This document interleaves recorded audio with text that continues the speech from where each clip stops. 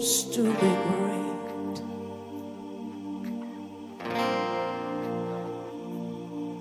You can be anything you want. You can achieve all your dreams. Citi 97.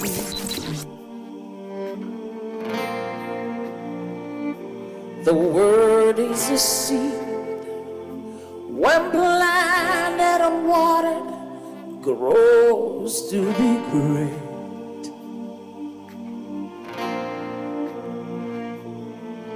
You can be anything you want. You can achieve all your dreams if you only believe.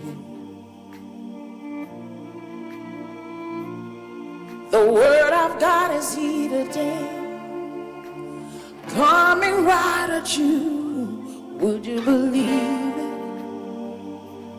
Dare to receive.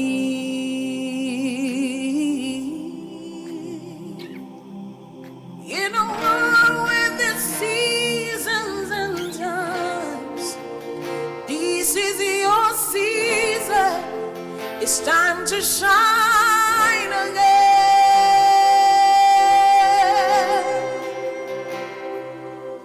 In a world with its seasons and times, this is your season. It's time to shine again.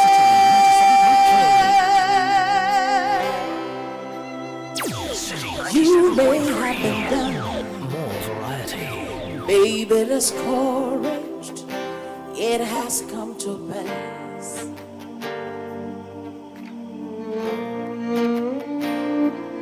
Be strong, be encouraged. It's only for a while. You may have been down, maybe discouraged. It has come to pass.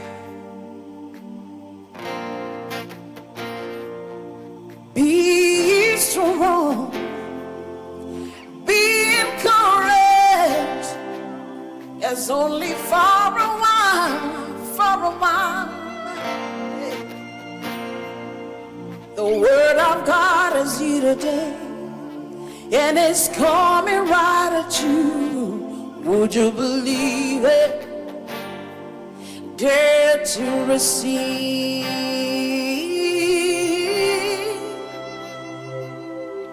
In a world when it's seasons and times, this is your season. It's time to shine again.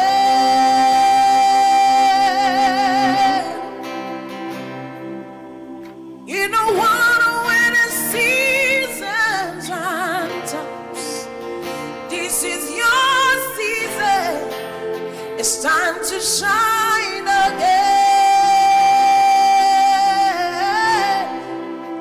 It's time to shine again. It's time to shine again. Lift up your head. It's time to shine again. It's time to shine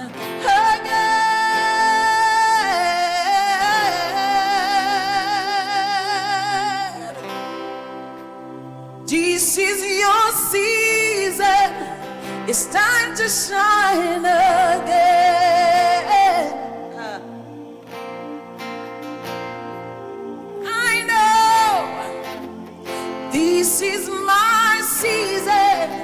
It's time to shine again. Sing it to yourself. Say, I know this is my season. It's time to shine again.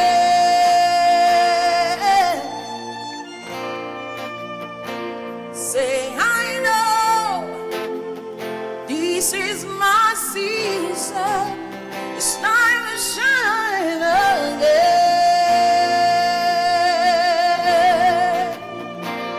Yeah. I will shine in the darkness. It's time to shine in the darkness.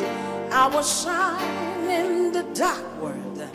I will shine in the dark world. I'm a seated at the set on a hilltop. I will shine, my light is not hidden. I'm a seated on a set on a hilltop, and I will shine, my light is not hidden. I will rise on eagle's wings. I will not be weary. I will rise on eagle's wings. I fly on eagle's wings. I'm a light in the midst of the darkness. I will shine in the midst of the darkness. I'm like a plant that is planted on a riverside. I'm like a tree. Unleashing the power of relevant radio. This is Citi 97.3. Hello, everyone. I'm Hanefi, the Health and Safety Manager of Total Energies Ghana. I want to remind you of the importance of road safety, especially as the festive season draws closer. Road accidents don't just happen, they are caused. Reckless driving, overspeeding, and poor vehicle maintenance are some of the leading causes during this period. Here are a few tips to keep you safe. Always ensure your vehicle is in good condition before traveling. Please wear your seatbelt and avoid distractions like using your phone whilst driving. Let's commit to responsible behavior on the road this season. Remember, safety starts from you. Safety for me, for you, and for all. Afishapa.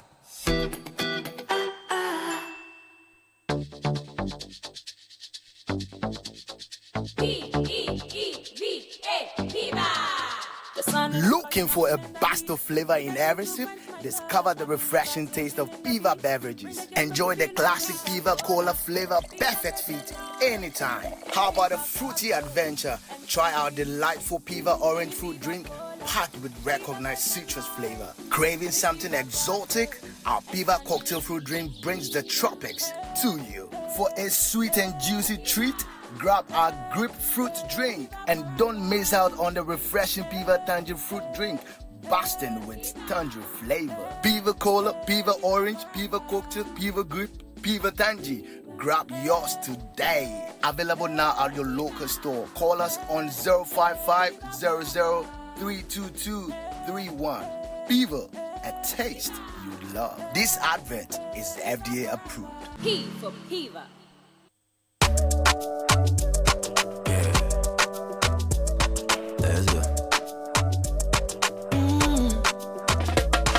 My body, when you wake up in the morning and you know the money calling, oh, you go work, but you know it's out in your side. If I believe with us, if I hold my hand and believe, oh, cause you know it's out in your side. And when you dream, no say I did for you.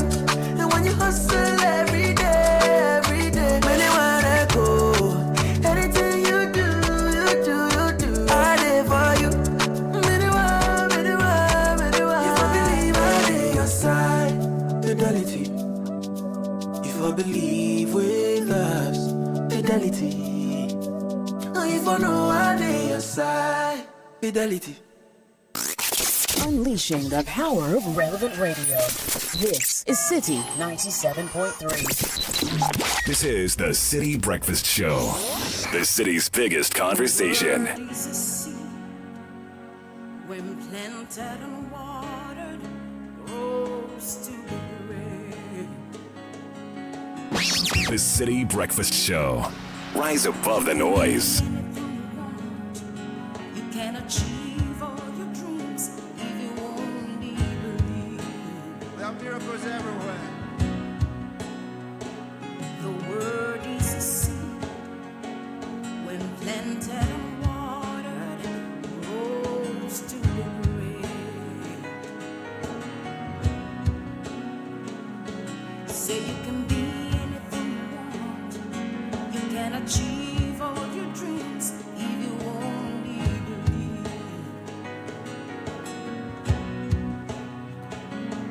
The word of God is here today, and it's working inside of you. Would you believe it? Dare to receive.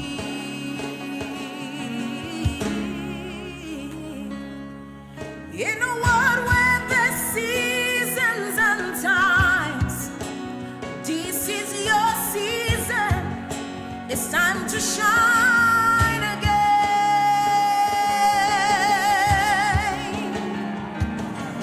In a world where there's seasons and times, this is your season. It's time to shine again.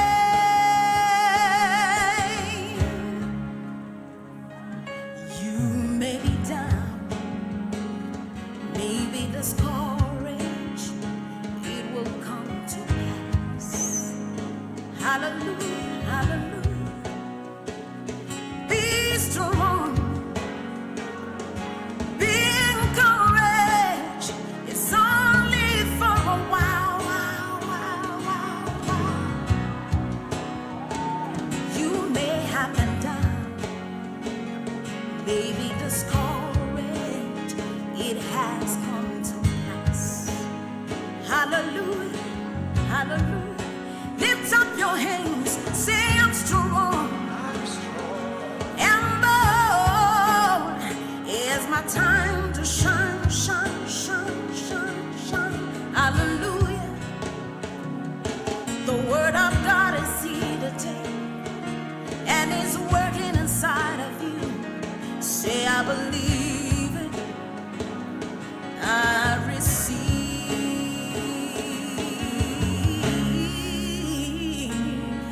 In a world where there's seasons and times, lift up your head. This is your season. It's time to shine again. In a world where there's seasons and times, this is your season. It's time to shine again. It's time to shine again. It's time to shine Unleashing the power of again. relevant radio. This is It's Citi time to 97.3. shine again. It's time to shine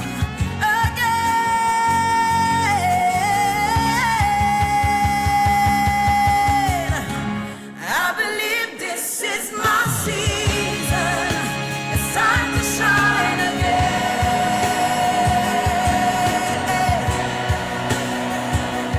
Do you believe it? Oh, yes. This This is your season. It's your time to shine. Happy New Year. Welcome to the second day of the month, of the first month, the year of our Lord 2025. It's 6:37. It's a beautiful song that is charging us to take advantage of the season because it is definitely ours. So seize the moment. It is your season. Arise, shine, for your light has come, and the glory of the Lord has risen upon you, is risen upon you. See, the darkness covers the earth, and thick darkness is over the people. But the Lord rises upon you, and his glory appears over you. Nations will come to your light, and kings to the brightness of your dawn. But guess what? They will not be coming to the darkness that is risen over the earth, but they will be coming to your light. So you have an imperative to arise. As much as it is your season, if you fail to arise, nations are not coming to your light. If you fail to shine, kings are not coming to the brightness of your dawn. It says the sons of Issachar knew the times. They understood the seasons, and they knew what Israel should do. Do you know what to do? If you don't know yet, welcome to 97.3 Citi FM. Throughout the year, we'll be with you. We'll bring you information. We'll bring you inspiration. It will inspire you to rise and shine. Welcome to the show. My My name is Caleb Kuda. That was Business Sense. We'll bring you the news review shortly. Richard Alaska is in the studio with Labadi Jenna Jackson, Vivian Kai Loco. Her locoship is in the studio this morning. I'll bring you the news review this morning. Brought to you by Total Energies and Piva Beverages.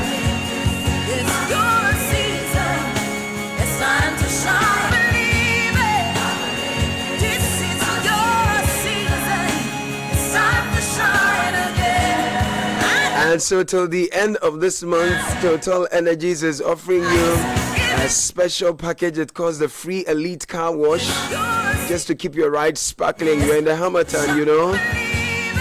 So give your car a holiday makeover. Swing by the Liberation Road, Tesano, Dakuman Link Road, Sakumono, Farah Avenue, Oxford Street, Community One Stadium, and Pramdo Total Energies service stations. Change your engine oil and get an elite car wash. Visit our website totalenergiesgl.com. On socials, find us on Facebook Total Energies Ghana, on X Total Energies GH, Instagram Total Energies GH. And Piva Beverage says if you're looking for a best of flavors in every sip, we have it all. Piva Cola, Piva Orange, Piva Cocktail, Piva Grape, and Piva Tangy. I particularly love the Piva Cocktail and the Piva Grape. My goodness, grab yours today. It's available at a local store near you. Call them on 0550-032-231. Piva Beverages, a taste you will love. Getting on to the news review.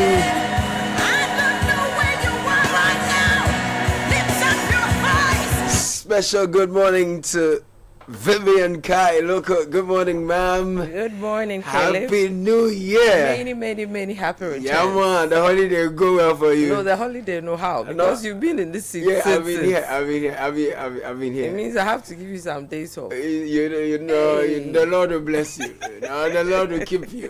But you're working for the Lord. Why you show me some favor? Good morning, Vicky. Good morning. I hope your holiday has been good. It's been good. We thank God. We enjoyed it. Richard Alaska. Hey, my man. Richard Alaska. Good morning, sir. I salute you, my brother. I bring you your phone number. Oh, your phone number. Hey, Thank you. Thank you.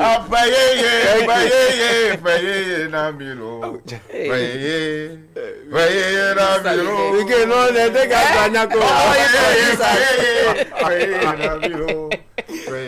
and that's simply saying Happy New Year to you. Oh, that's what he's saying. Upper is here. You got it. And then is new. Yes. Okay. Okay. Let's go there. And so if people are pushing this in, then let me push mine. Thank you. What's a banana? Sofia no yemu. Man. Alon tedin kwakwa for you know, Larry called me. Larry said, "Why do we say alon te?" And I said, "What's this problem?" He said, "Where we come from, you know, the cats." No, when you say alon te to another man, yes, he's worried. So he was. That's because there are two things involved. He was a guy elders to meet and change the alon te to be. And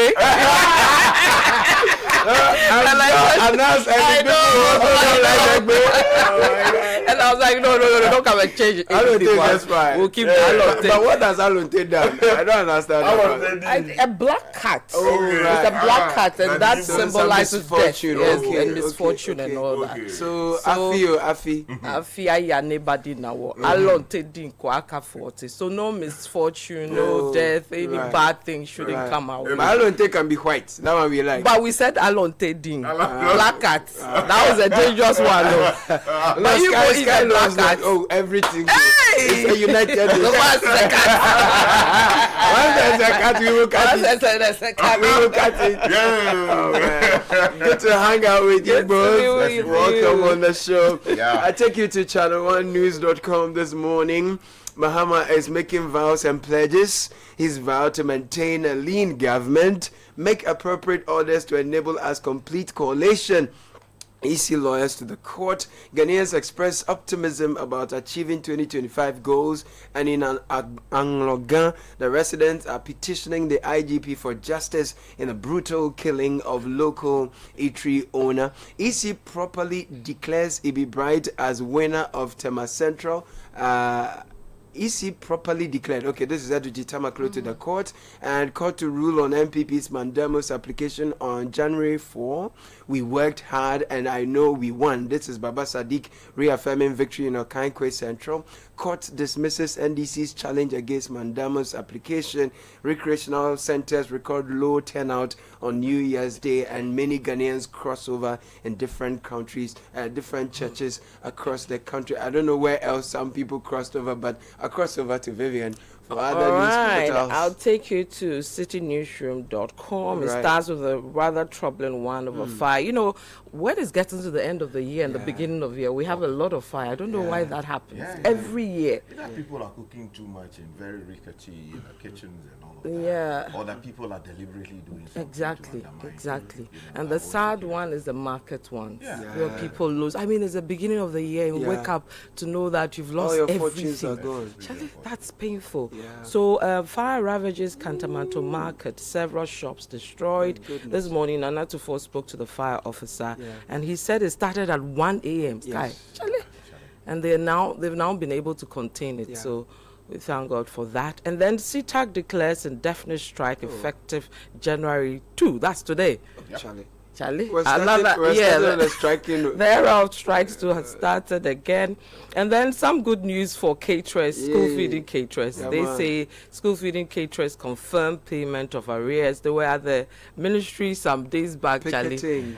Doing butu over there. I read come. Hey!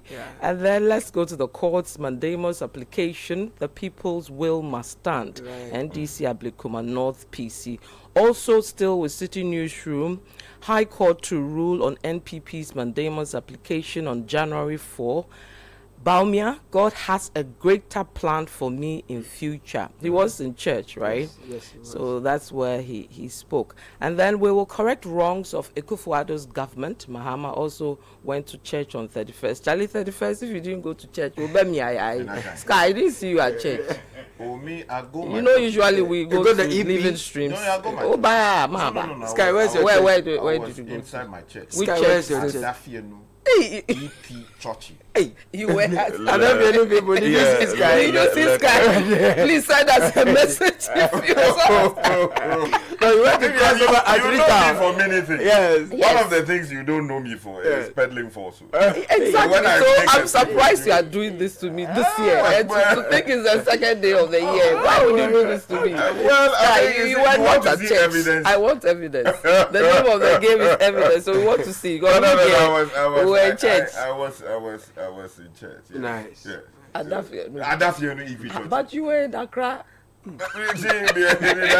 love you too.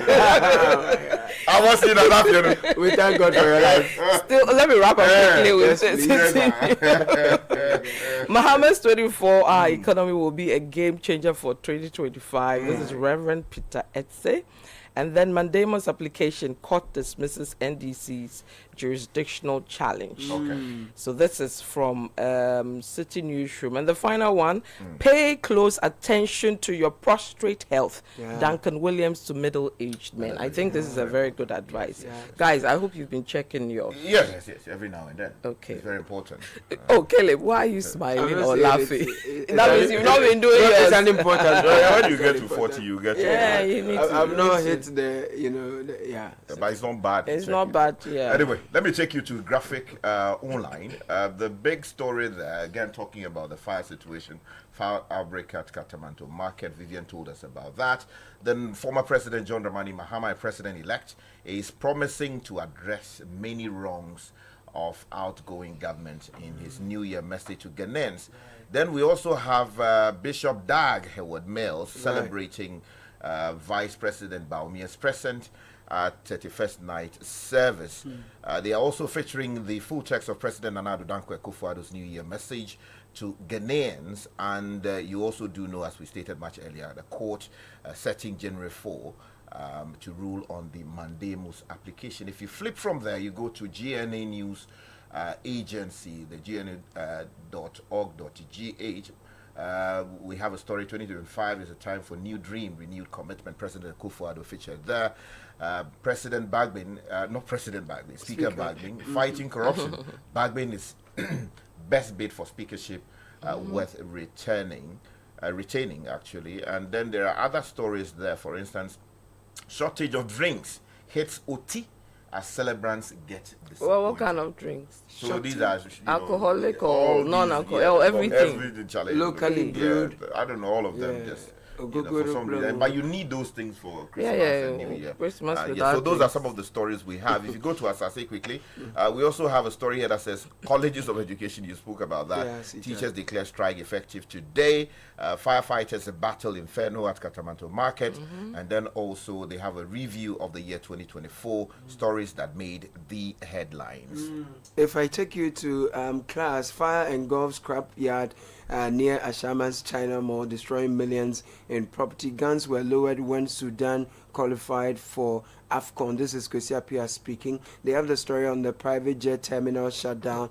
We don't owe GSCL. That's an older story, so most of the accounts here are a bit dated. But I think we can go into the details of the stories we have. Before you go, let me quickly take you to 3 News, because they have a similar story around the shortage. That's in the Ashanti region. And we are told beer shortage in Ashanti region, mass celebration during festivities. Hey, this drink thing is interesting. Let's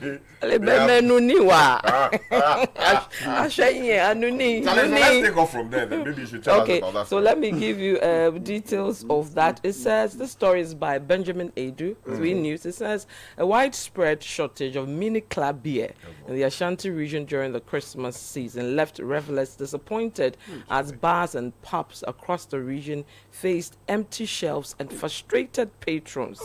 The Christmas festivities in the Ashanti region took a surprising turn this year as a widespread shortage of mini club, not the big one. Left revelers scrambling to quench their thirst during the season celebration. Operators reported that they had not been receiving mini club beer in the Ashanti region for the past 2 months.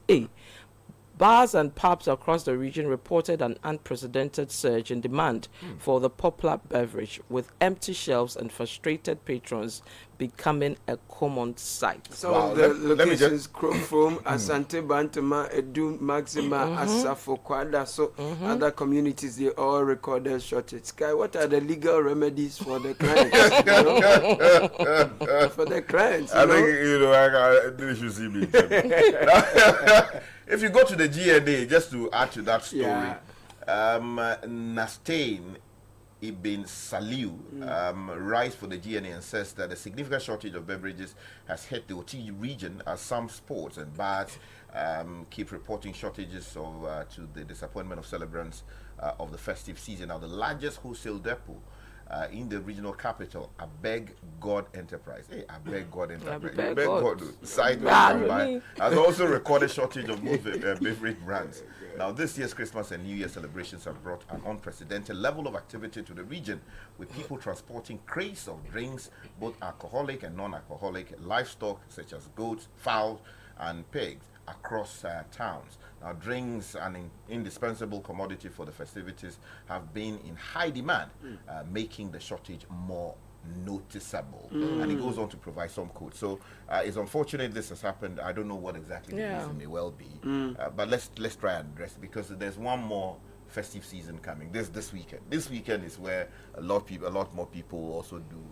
Those who were not able the picnic, so they will go there later. Yes, the first Sunday of the week, people celebrate. Saturday, people celebrate. So you are serving notice? Yes, so I'm serving notice. Notice is hereby served. Yes. Or is it a matter of demand or supply? May well be supply issue. So demand is there. So meeting the supply is a problem. Maybe we should get into the business of moving some of them. Let's hire some let's do something. Don't worry, I'll be in charge. Yeah, because I think in Accra we are fine. I'm not heard of any shortage. So Charlie, the ones that were left, we can push it there. We take care of them, man. Well, there's fire outbreak at Kantamanto Market, and several shops have been destroyed. If you go to citynewsroom.com, the details of that story, William Na writes that 13 fire tenders have been deployed in the Greater Accra region to combat a fire outbreak at the Kantamanto Market. The fire, which began around 1 a.m., has ravaged numerous shops within the market, causing significant destruction. Firefighters are working tirelessly to bring the situation under control and prevent further damage to the area. We are told this is close to the Ghana Commercial Bank installation, and the firemen, if you go to their Facebook page, they've done so well. They've published some videos and content of their firefighting situation, but they said they've had to marshal about 13 fire tenders from across the country. When I was coming, I saw one complaining about how they were still leaving the fire depot at their place. So we don't have enough fire hydrants around that problem. But that whole place, it's so congested. So many years ago, I was almost there every other week or to report on fire. Especially when Agbogloshi was the slum community. Yeah. For some reason, fire outbreak is just a problem there. Like, it just happens. The place is so congested. The electrical wiring and setup of the police and all that is the problem. And they cook there. They do everything there. So any slight neglect, things will go out. Trigger. And these are not proper structures, strictly speaking. I mean, these are, if you like, you want to call them shacks. Yes. With corrugated iron sheets covering them. And it's sad that in the heart of the capital, people are having to live under those conditions, or anywhere else in the republic. I mean, people should not live like that, not even in the capital, not even elsewhere. While we deal with that level, at the market level, also individually, I think we all need to be also a bit extra vigilant because of the season we are in, when the Hamatan, people are in the habit of burning and not even controlling the burning. You see medians, and someone is just burning refuse, or in residence, people are just burning indiscriminately. And this thing about burning the medians instead of weeding them, I don't get it. A place like that. I think 2 weeks ago on the Beach Road stretch, that long stretch, it's not well taken care of, the median. They could beautify it and all that. Oh my God. They were burning the full thing to get rid of the weeds. Maybe because the people who should actually do the work are either not being paid to do it or have neglected not to do their job. So then you have, you drive around. Yesterday when I came back into the city and I was driving around, I noticed people were painting the, what do you call it, the sidewalk. The sidewalks of the, Yes. And then you look at the grass. It's basically like, some hinterland crowd, And this is when we are even going to celebrate the inauguration of a new president. I know, right? And this is the capital we said was going to be the best thing to happen to Africa. As for the grass, is the function of the weather. No, you water it. You water it. They said the water. No, we are. Have you been to the U.S. Embassy? Okay. Have you been to the Netherlands? Even around this time, right? Yes. It looks very green. Oh, you go there. Look, it is possible to do the good things that happen elsewhere. And they are doing it. And let's commend the police, the headquarters. Yes, I think around they're the doing a good area too. The Tesano, they've done that as well. They're greening it. Go to the National Police Headquarters. Yes, that one too is good. A few have tried, but most. Some way.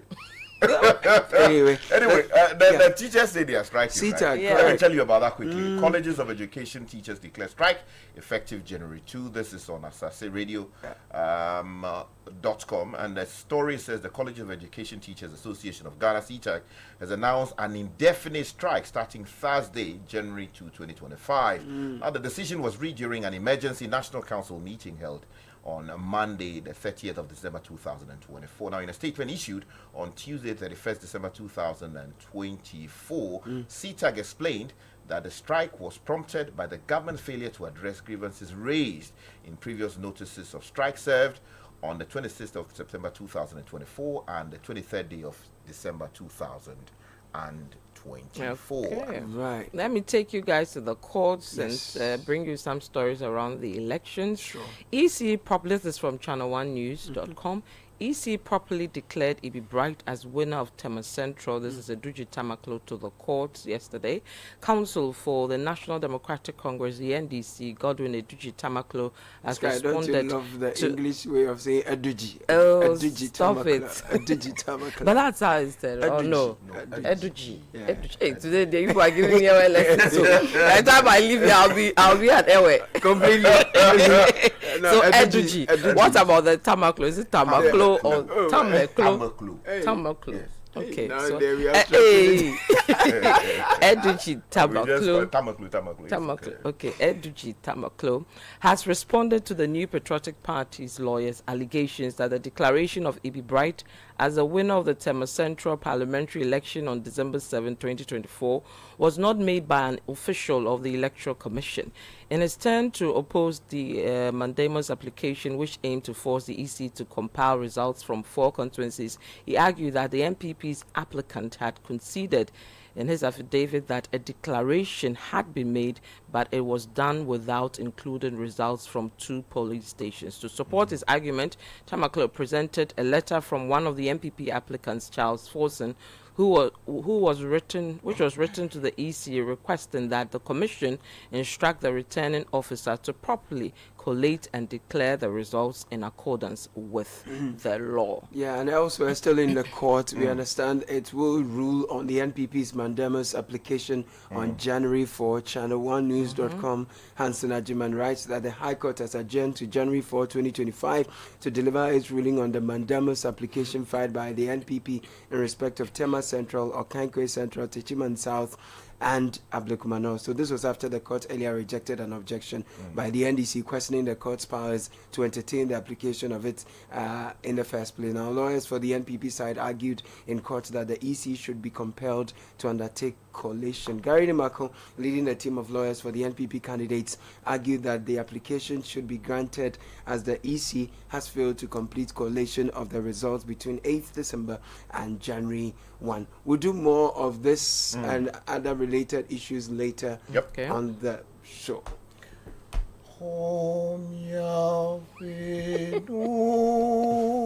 I didn't see that coming. Neither did I. Oh my God.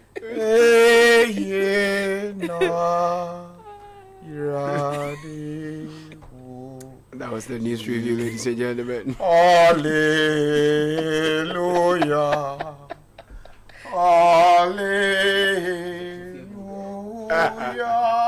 Did you see his lips? Unleashing the power of relevant radio. This is Citi 97.3. Join the conversation on the Citi Breakfast Show on Facebook at facebook.com/Citi97.3, Twitter at twitter.com/Citi973, and Instagram at instagram.com/Citi973 with the hashtag CitiCBS. Channel 1 TV is live on DSTV, GoTV, and HD+. On DSTV, find us on Channel 363. On GoTV, we're on Channel 117. And on HD+, get us on Channel 108. On a digital TV, run a new search. But take note that without an antenna, you cannot access Channel 1 TV. Channel 1 TV can be accessed on any free-to-air digital box, like the DSTV and HD+ boxes. Channel 1 TV, telling your story, empowering change. The Citi Breakfast Show. Rise above the noise. This is the Citi Breakfast Show. The city's biggest conversation. L to the A to the L to the A. La, la. Normally, I be good person. What's happen? Big question. I've been on my obsession. Normally, by 6:30, pillow fighting, moving nighting. Unleashing the power of relevant radio. This is Citi 97.3. It's 2 after 7. Now don't get scammed this festive season. Fraud activities are on the increase. Scammers continue to target customers of various banks through phone calls, text messages, emails, just to get customers to divulge sensitive information such as your password, your PIN, your OTP, and other personal details. The ultimate goal is to steal your money. EcoBank wishes to advise all customers to be extra vigilant. Never trust any phone call, text message, or email from anyone posing as a staff assisting customers to update their bank details.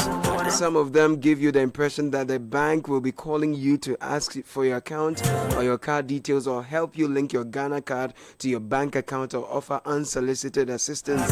Now hear this. The bank account details can only be updated at an EcoBank branch. EcoBank mobile app can only be upgraded at the App Store or Play Store. Linking your Ghana card to your EcoBank account is at any EcoBank branch or at www.ecobank.com. Don't share your password, your PIN, your OTP, your card information, or any other personal information with anyone, whether remotely or face to face. Charlie, already the money, they catch. So don't give your 16 digits or any number on your bank card to anyone. Avoid any such calls. If you have suspicions or you feel insecure, please call this number 0800 003225. It's a toll-free number. Report any suspicious SMS, email, or phone calls to the EcoBank Contact Center and delete such messages at once. There's something we love about Girl. Good energy. It brings us Girl Super XP. We love it because it's ideal for most vehicles. It's flowing wah at many of their stations in the country. So we go there to fill up our vehicle, enjoy the smooth ride with all the benefits. Girl Super XP is quality. It gives you the correct choice when buying regular fuel. That is why we choose Girl. Fortified with special additive that gives longevity to your engine, makes your engine perform to the max. Using minimal fuel gives you and it's suitable for most vehicles. So go to Girl, feel up, so we feel it, we feel it. Girl, good energy and your idea.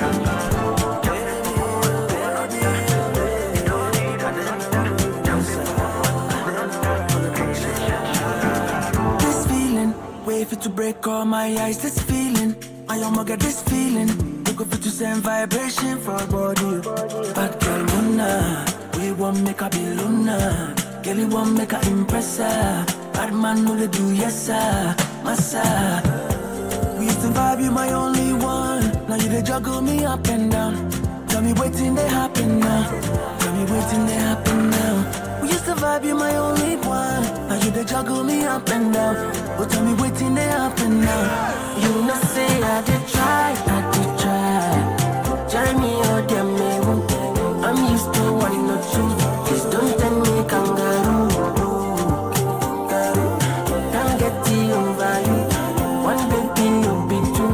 You won't tell me kangaroo.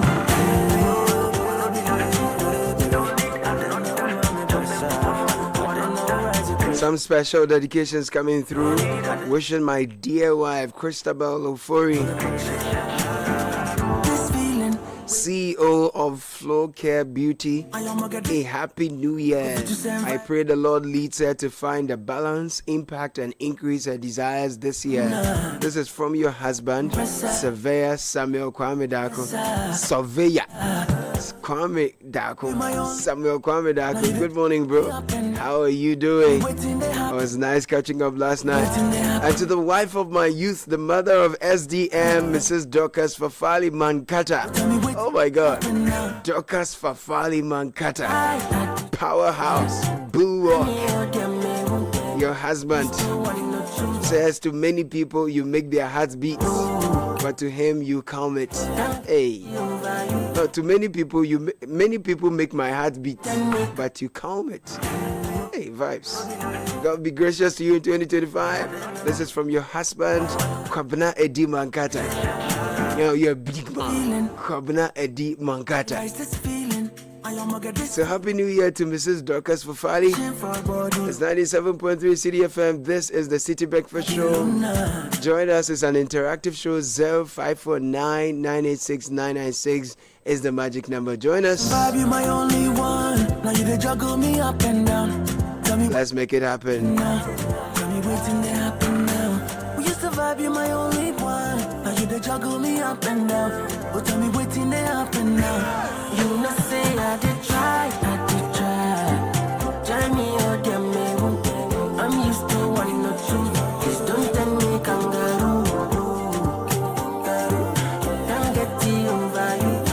One baby no be two. One tell me kangaroo.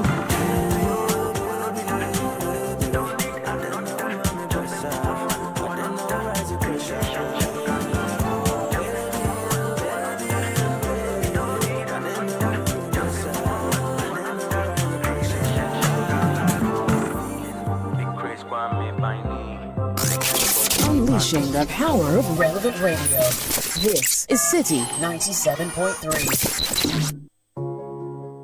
Every day, people have money emergencies. Ma, I need my school fees. Mommy chop money. Ratchet, mommy rent. Emergency. Now, there's a new emergency number in town.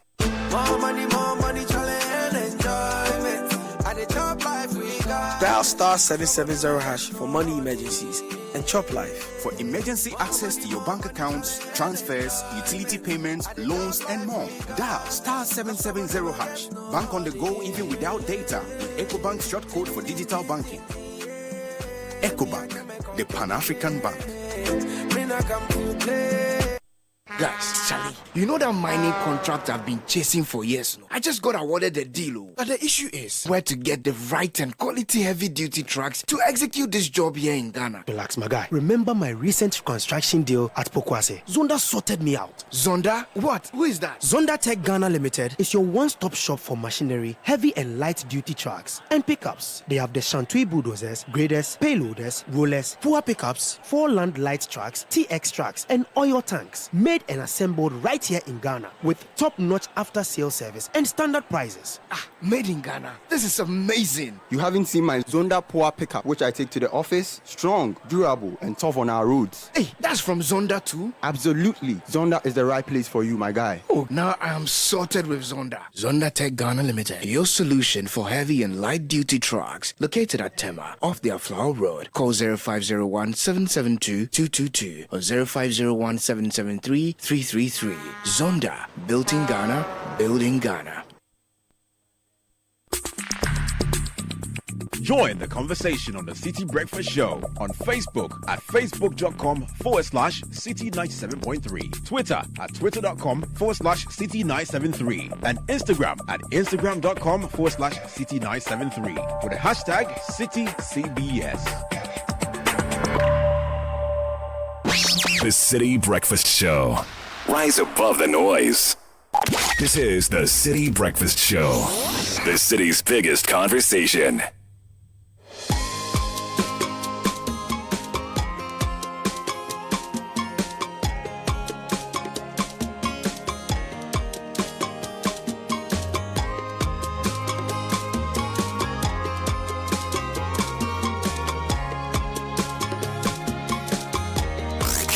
Unleashing the power of relevant radio. This is Citi 97.3. I know for sure he gon' make a way. On his road, the only road is how to reach safety. Take me to my destination, and I'll be grateful. We go come, nothing go do we. Them go come, nothing go do them. I bet I'm a new rebel, I know for sure you'll be there for me, no matter the condition of this road. Oh Lord, thank you for giving me trouble and mercy, for the times that step out of my house and the moment I have to go back. Oh Lord, thank you for giving me trouble and mercy. Whoa, whoa, whoa, whoa, whoa. Yeah. I dey go come home, every day think now we say, for all the plans that we made, I know for sure he go make a way. On his road, the only road is how to reach safely. Take me to my destination, and I'll be grateful.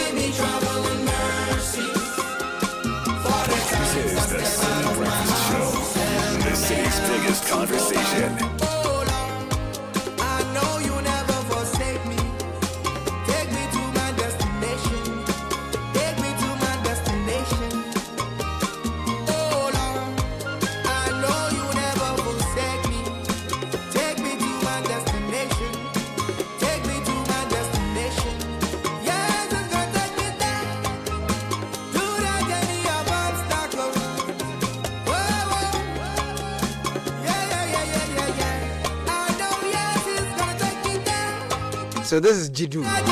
Because at the go come. Yeah, at the go come, nothing go do we. Yeah, I love it. I love the message, you know, we they go in 2025, we they go come. We go come. Nothing go happen. Inshallah. Hey, oh God.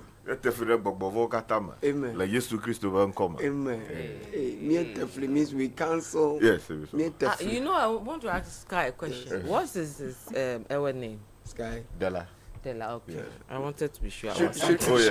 Should we get you one? You want one? I think you know, people sent me one suggestions. Okay. MFA. MFA. Oh yeah, MFA will look really good and sound very good. MFA means, you know, like MFA. When the NDC people say MFA, it means meow. No, it's not meow. We are Mizu. Hey, you are going. You increase the quantity this morning. You need to drop it a few times. I want to restrain you. I'm putting a restraining order on you. So everybody is peaceful. Yeah, that's right. Like MFA. Okay, I can take that. No, I'll give you Kekeli instead. Kekeli, what does that mean? Kekeli, like, you know, brightness. Like, that's a nice one. Yeah, because MFA and the gun. MFA and the gun blood doesn't mean. Okay, we'll do the Kekeli. Yeah, but I can give you a name. Yes. Nusi Mebia. Hey, what I asked for. Yeah. Oh my God. Hey. So you ask God for something. Yes. Nusi MFA.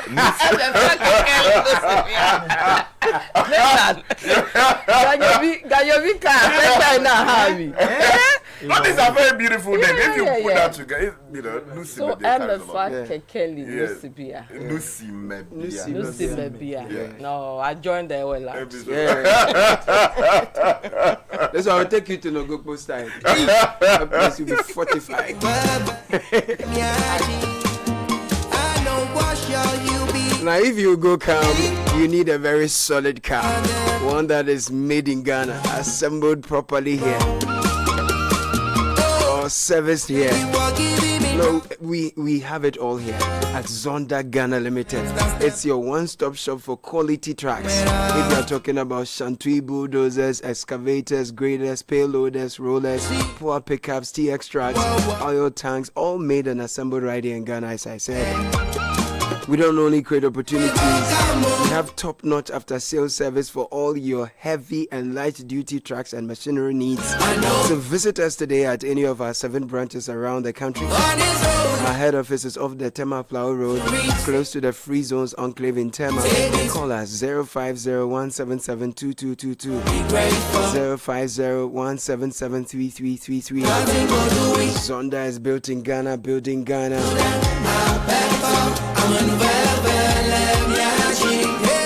Look, if you're sending money to the Gambia, Guinea, Liberia, Nigeria, and Sierra Leone, it has never been this easy, convenient, and exciting. Through the Pan-African Payment and Settlement Systems PAPS, you can send and receive money from Gambia, Guinea, Liberia, Nigeria, Sierra Leone in minutes for business and personal purposes. All you need to do is to visit any First Bank Ghana branch nationwide with your cash and your money is transferred in no time. If you want to receive money, all you need is a First Bank Ghana account. So call us to find out more about the PAPS and how we put you first. First Bank Ghana 0596921921. That is the magic number. And if you're looking for a delicious snack for both kids and adults, try Bell Moo flavored milk. Bell Moo comes in chocolate and sweet strawberry flavors. It's perfect for any time of the day, for your lunch boxes, after school snacks, or a quick pick me up. For bulk distributions, please call 0544-335-900, 0544-335-800. Bell Moo is maliciously delicious. Another quality product from Bell Aqua. Vicky, which club do you support? In the local league. Heart of Focus Of office. course, That easy. one I know. Phobia. Yeah. Phobia. Be quiet. And don't be. We are the famous. House of O. We never say. See me. I will ask me low. So that's on the lookout for. I don't know. But internationally, when the people are involved, they always find their way to introduce their way. There must be some signs of daddy. No, globally though, which of the teams do you support? Which club? Man you. I'm with Nathan in that. Man problems. I'm with Nathan in that problems. No, it doesn't look good. United, but that's just life. Just as Chelsea has not been doing so well this season. Oh no, we've been doing well until the last two games. Really? We lost. You've been losing. Lost to Fulham for the first time ever in the Premier League era. Ipswich also. Yeah, they lost to Ipswich. I can imagine. Man, you there right now, some will. Oh, but I thought the new man Amorim is doing some Don't worry. But we'll come back. Together. Yeah, we'll come back. But you can switch your. Oh no. Hey, there are certain things you never do. No way. But go where? There are certain things you never do. I go to Liverpool. You don't change. There are two things you never change in life. You don't change your spouse and the club you support. Mr. Gill. Wow. But the spouse one. Mr. Gill got a shout out.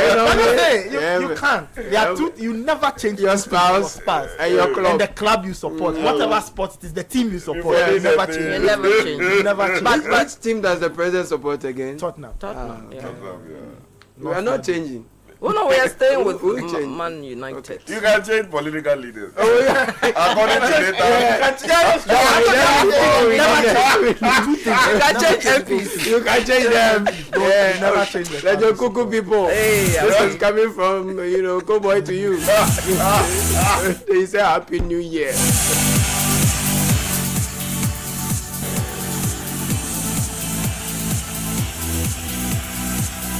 So there was a big game yesterday, Nathan. Yeah, it was Arsenal London and Brentford. derby. Yes, West London versus North London. Brentford representing West London. Arsenal representing North London, and Arsenal won by 3-1. Interesting. Yes. Brentford took the lead through Brian Mbeumo. Right. And then Gabriel Jesus, Mikel Merino, and Gabi Martinelli scored to give Arsenal 3 points on the day, so it sends them to second on the table. Right. They are 6 points behind Liverpool. Liverpool have played a game less. Okay. They've played 18 games. Arsenal have played 19 games. Wow. So, and they have more goals. Yes, Liverpool do have more goals. They have 28 goals. Arsenal has got 19. So they have a goal difference of plus 28. Right. And Arsenal have got a goal difference of plus 19. I see. So that's the story from the Premier League last night. It was the first game of 2025, but it was Arsenal's 19th game in the season of the season. Okay. So almost all the teams except Liverpool and Everton have played 19. So all the teams have played 19 except Liverpool and Everton. So we are exactly halfway through the Premier League season. Interesting. So from now till the end, 19 more games to determine who wins the league, who finishes top 4, who gets relegated, and who will be coming up into the Premier League next season. Of course, that's at the Championship level. So that's the Premier League story, at least as of today. So Liverpool on top, 45 points. Arsenal on 39. Nottingham Forest, surprise, are on 37. Chelsea on 35. Newcastle on 32. Manchester City on 31. If you go to the bottom 3, Ipswich on 15 points. Leicester on 14 points. Southampton on 6. After Southampton, they are going to get relegated very soon. So they know that they are going down. They are going down to the Championship. I see that. That's the story in terms of the Premier League. So there are no league games between now and Saturday when the league resumes, and of course all the action will be live here. Saturday, Tottenham will face Newcastle, Aston Villa will face Leicester, Bournemouth, Everton, Crystal Palace, Chelsea, Man City, West Ham, Southampton, Brentford, and Brighton versus Arsenal. Now, for those who have been following the league for a while, you know that all these games have been played, but they were played in reverse. Right. So, for example, Tottenham Newcastle has already been played, but the first leg was at Newcastle. Now Tottenham are taking on Newcastle in North London. So from this point onwards, all the games that your team has played, if they play that game at home, they will now play away, and if they played away, they'll be playing at home. So that's we are now behind the other half of the Premier League season. So that's on Saturday, and then on Sunday there are 2 games: Fulham versus Ipswich And then the biggest game in English football, traditionally, Liverpool versus Manchester United on Sunday at 4:30. How will Manchester do this time around? You know, my husband is Liverpool. And I am, so we'll see. Who eats that day? So if we win, we'll get a good meal. Okay. If you don't Liverpool, not eating that day. So be minded. Excessively celebrating now. No. If you must celebrate it to affect you. Oscar. I agree with you. Yes, that is very bad. You have to sympathize. Oh my goodness. Nathan, there was a name that came up yesterday, Ethan. Ethan Nwaneri. Yes, so he's Nwaneri. he's the youngest player on Arsenal's roster. He's 17, almost 18. Yeah. And he played a full game yesterday. Yes, that was his debut. He was starting in place of Bukayo Saka, who's out injured for about the next 2 months or so, 2 to 3 months. And after that, he got a lot of plaudits from his manager, Mikel Arteta. So Ethan Nwaneri, he played 78 minutes last night, and so he's getting, he's age 17, getting a lot of opportunities in the Arsenal team, and his manager Mikel Arteta said a lot of very good things about him. He believes that he will get his opportunity. He'll get more of these opportunities as the season plays out. So that's a story from the Arsenal perspective. They are hoping to put together a title challenge. Liverpool are in a good place. They are 6 points ahead of Arsenal, having played a game less. So we'll see how all of that will play out. But in the Ghana Premier League, there was a game yesterday. Mediama beat Karela by 1-0. For those who do not know, Karela is owned by Sky's very good friend. I know, right? Harun Idrisu. That's his team, Karela. Right, Karela. Yes, Karela. Used to be run by the late former Nigerian senator Brigidi, but he passed on. And then they sold the club. They sold it. They sold the club. You know, his wife was in charge for a bit. Yes, they were trying to figure out the next step, but they eventually decided. I didn't know she had sold it. They moved the club on, so. Okay, you're interested then? No, Yvonne was my mate in uni. Just as Ibi Bright too. Yes, please. Say what you like. Oh no, I mean, you have corridors of power. Yeah, man. I'm not. I'm in the corridors of the media. I should know you more.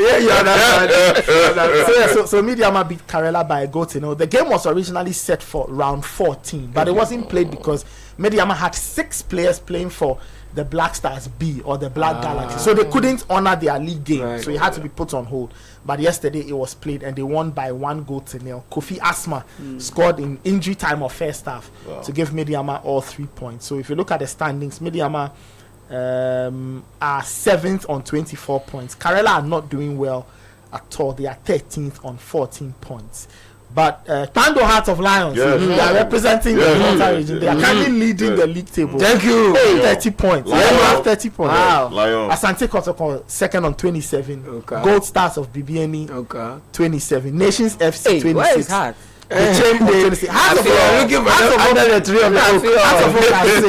Hearts of Oak are 6 on 25 points. They are 5 points off top spot. But what's happening to your Hearts? Nathan, what's going on? Hearts have been very inconsistent. Hearts' problem was that they didn't recruit well in the off season. They didn't bring a lot of quality, and that's affected them when the league started. But they started picking up points here and there, and so they are currently 6. They are 5 points off the top of the league table. So this weekend, you can manage that. The Ghana Premier League. Before you go, Oligbogbo, where are they? But they are in Division 1. Charlie.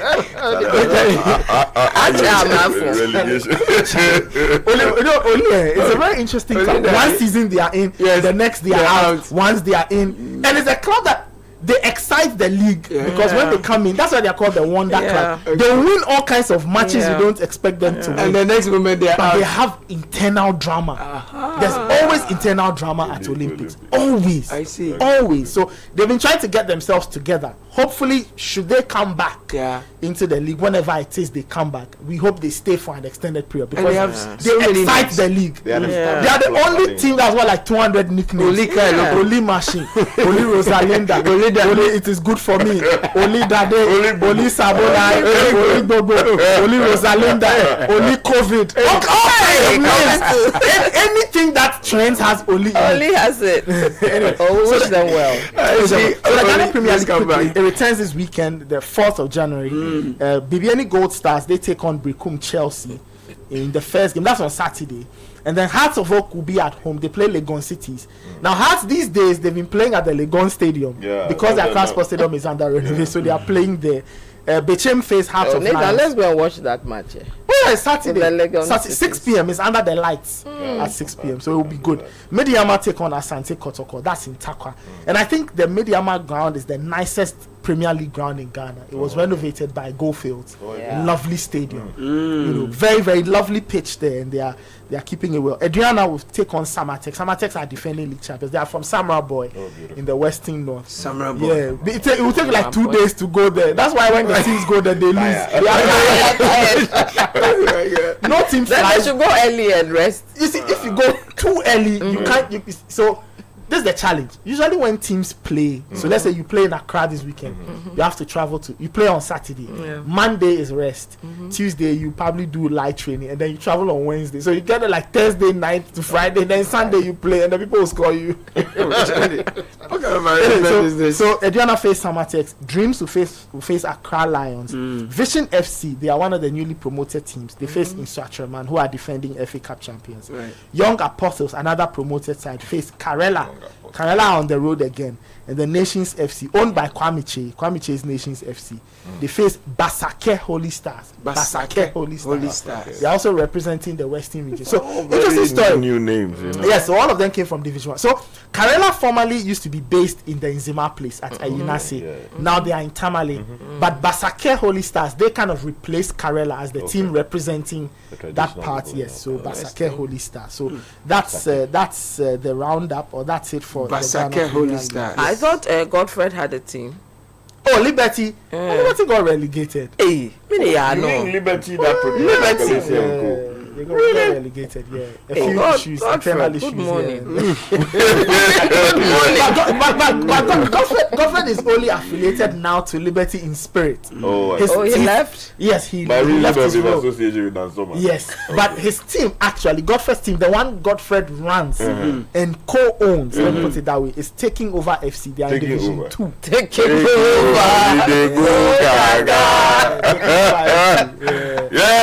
Taking over FC. We are waiting for them to take over. Taking over everything. Oh God, you are big man. They are taking over the league. No, good morning. That guy. Good morning, sir. The Citi Breakfast Show. Rise above the noise.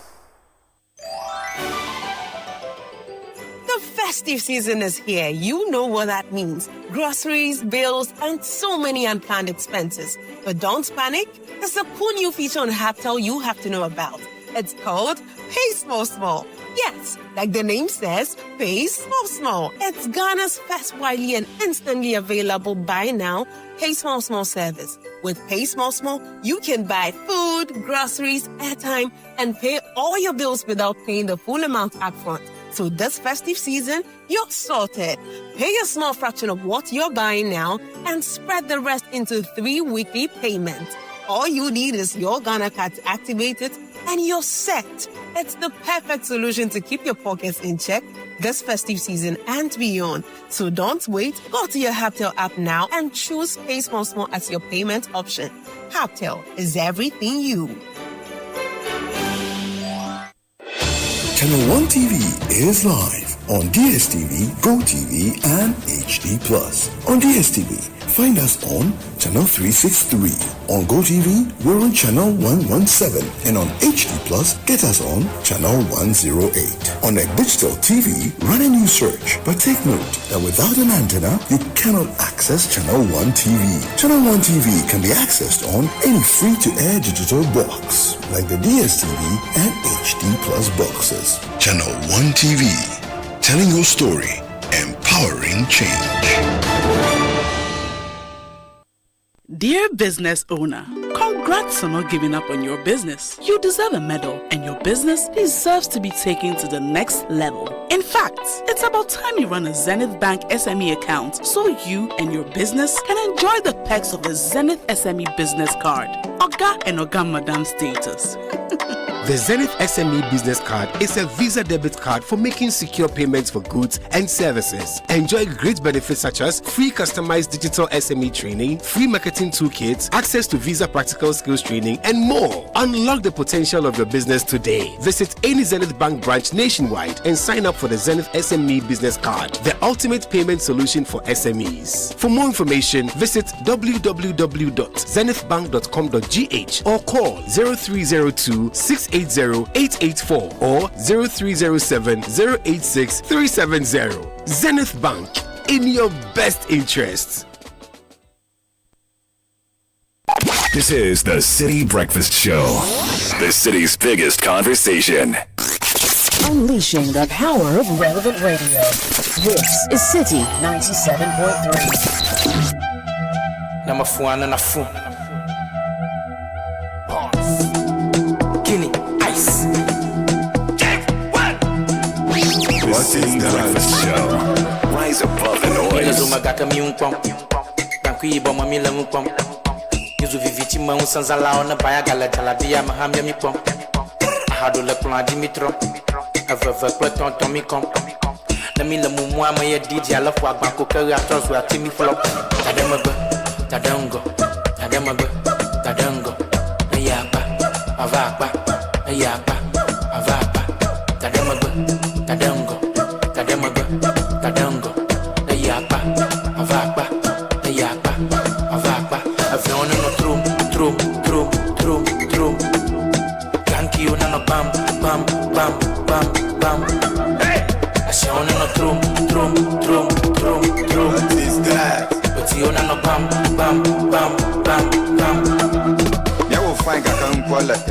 Nama wo siko baby osagba aliama swega kama fiakaka no ga troji da kakwa kwa todagba babaluba na phone of your nale with the person at the club DJ Khalib pounds and dollar make banela bagale pretty girls food the gram calling me darling Pola manapola 247 na jovi no de hala Lobo lobo, dogo baje baje, proper fine keso nya yom zadi zadi. Big nyash with the shoot with the AK. Bomb clad, never vim abakenke. Lobo lobo, dogo baje baje, proper fine keso nya yom zadi zadi. What is that? Sky, people are alleging that you wrote this song with the guy. Oh, the way you are singing it in live or like they say it sounds like AI assisted register inspired. Something. There's all credit to Kini Eyes. It has nothing to do with me. Because this is my first time hearing this. Oh, actually, it plays under G. It's within the head. Yeah, you know, you when you go to the parties in the communities, you hear it. I mean, it's not something you traditionally hear on air. But it's great tune. It's done for the parties that you. So this is why if you go for the picnic in. So this is JJ Gonami, you know, and Kini Eyes. So Kini Eyes, you know, featuring JJ Gonami. Okay. So the JJ Gonami is someone's name. Yes. Oh, Charlie. And then who are these gentlemen? Me, I'm lost. Oh no, Kini Eyes is from my part of town. Is it the guy you're promoting? Yeah. That's so right. You are his manager? No, I'm not. I'm just doing it because you know he happens to be a great act, a great talent. And the way he speaks just changes. You understand clearly. Manager, you know. No, he's a great act, a great talent. Okay, so that's what from and the other person is who? JJ Gonami. Yeah, so he is from the Anglo. Okay, you want to say it, you want to try saying it. JJ Gonami. Yeah. JJ Gonami. No. Sounds like a tsunami. Now I take it to the US. Gonami. Wait. It's Gonami. Like Gonami. Like name. Yeah. Hey, Gonami like give us way. We can't be doing this is too much now. Hey. You may not know what we just played, but the one I think you would know is this other one. Artist manager say we should drop this one. Yeah.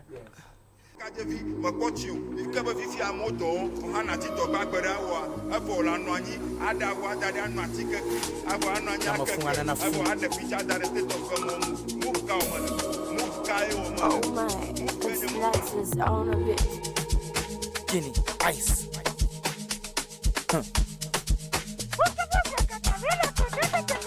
Roblanya nyama kamo nyama lezu maledu haja. Malinko kanata migbona pakla kota gleje. Migrena meri kwa ya do pavé. Boba mouvement de la street aji. Na for the kale yama yabole. Glodwe mile du ko moi me plain. Haja. Timananga kota gleje. Du haja.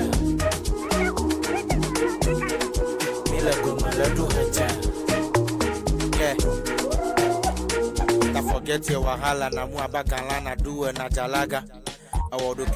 So Vicky, you know this one. I know this. I've heard it on the breakfast. Yeah, Monday, So this is Hedge. Yes, So that's not No, you do. So Hedge means That was kind like of. I mean, Kuntai. Kuntai. So it's replacing Kuntai. Yeah. Don't see if Jan came just yesterday. You mean Hedge? Yeah, ever fear head there, you know. What does that mean? You know, the whole thing. Yeah, that's the other hedge. Like you should rise above the noise and show that the Charlie war. Yes. So now Citi 97.3.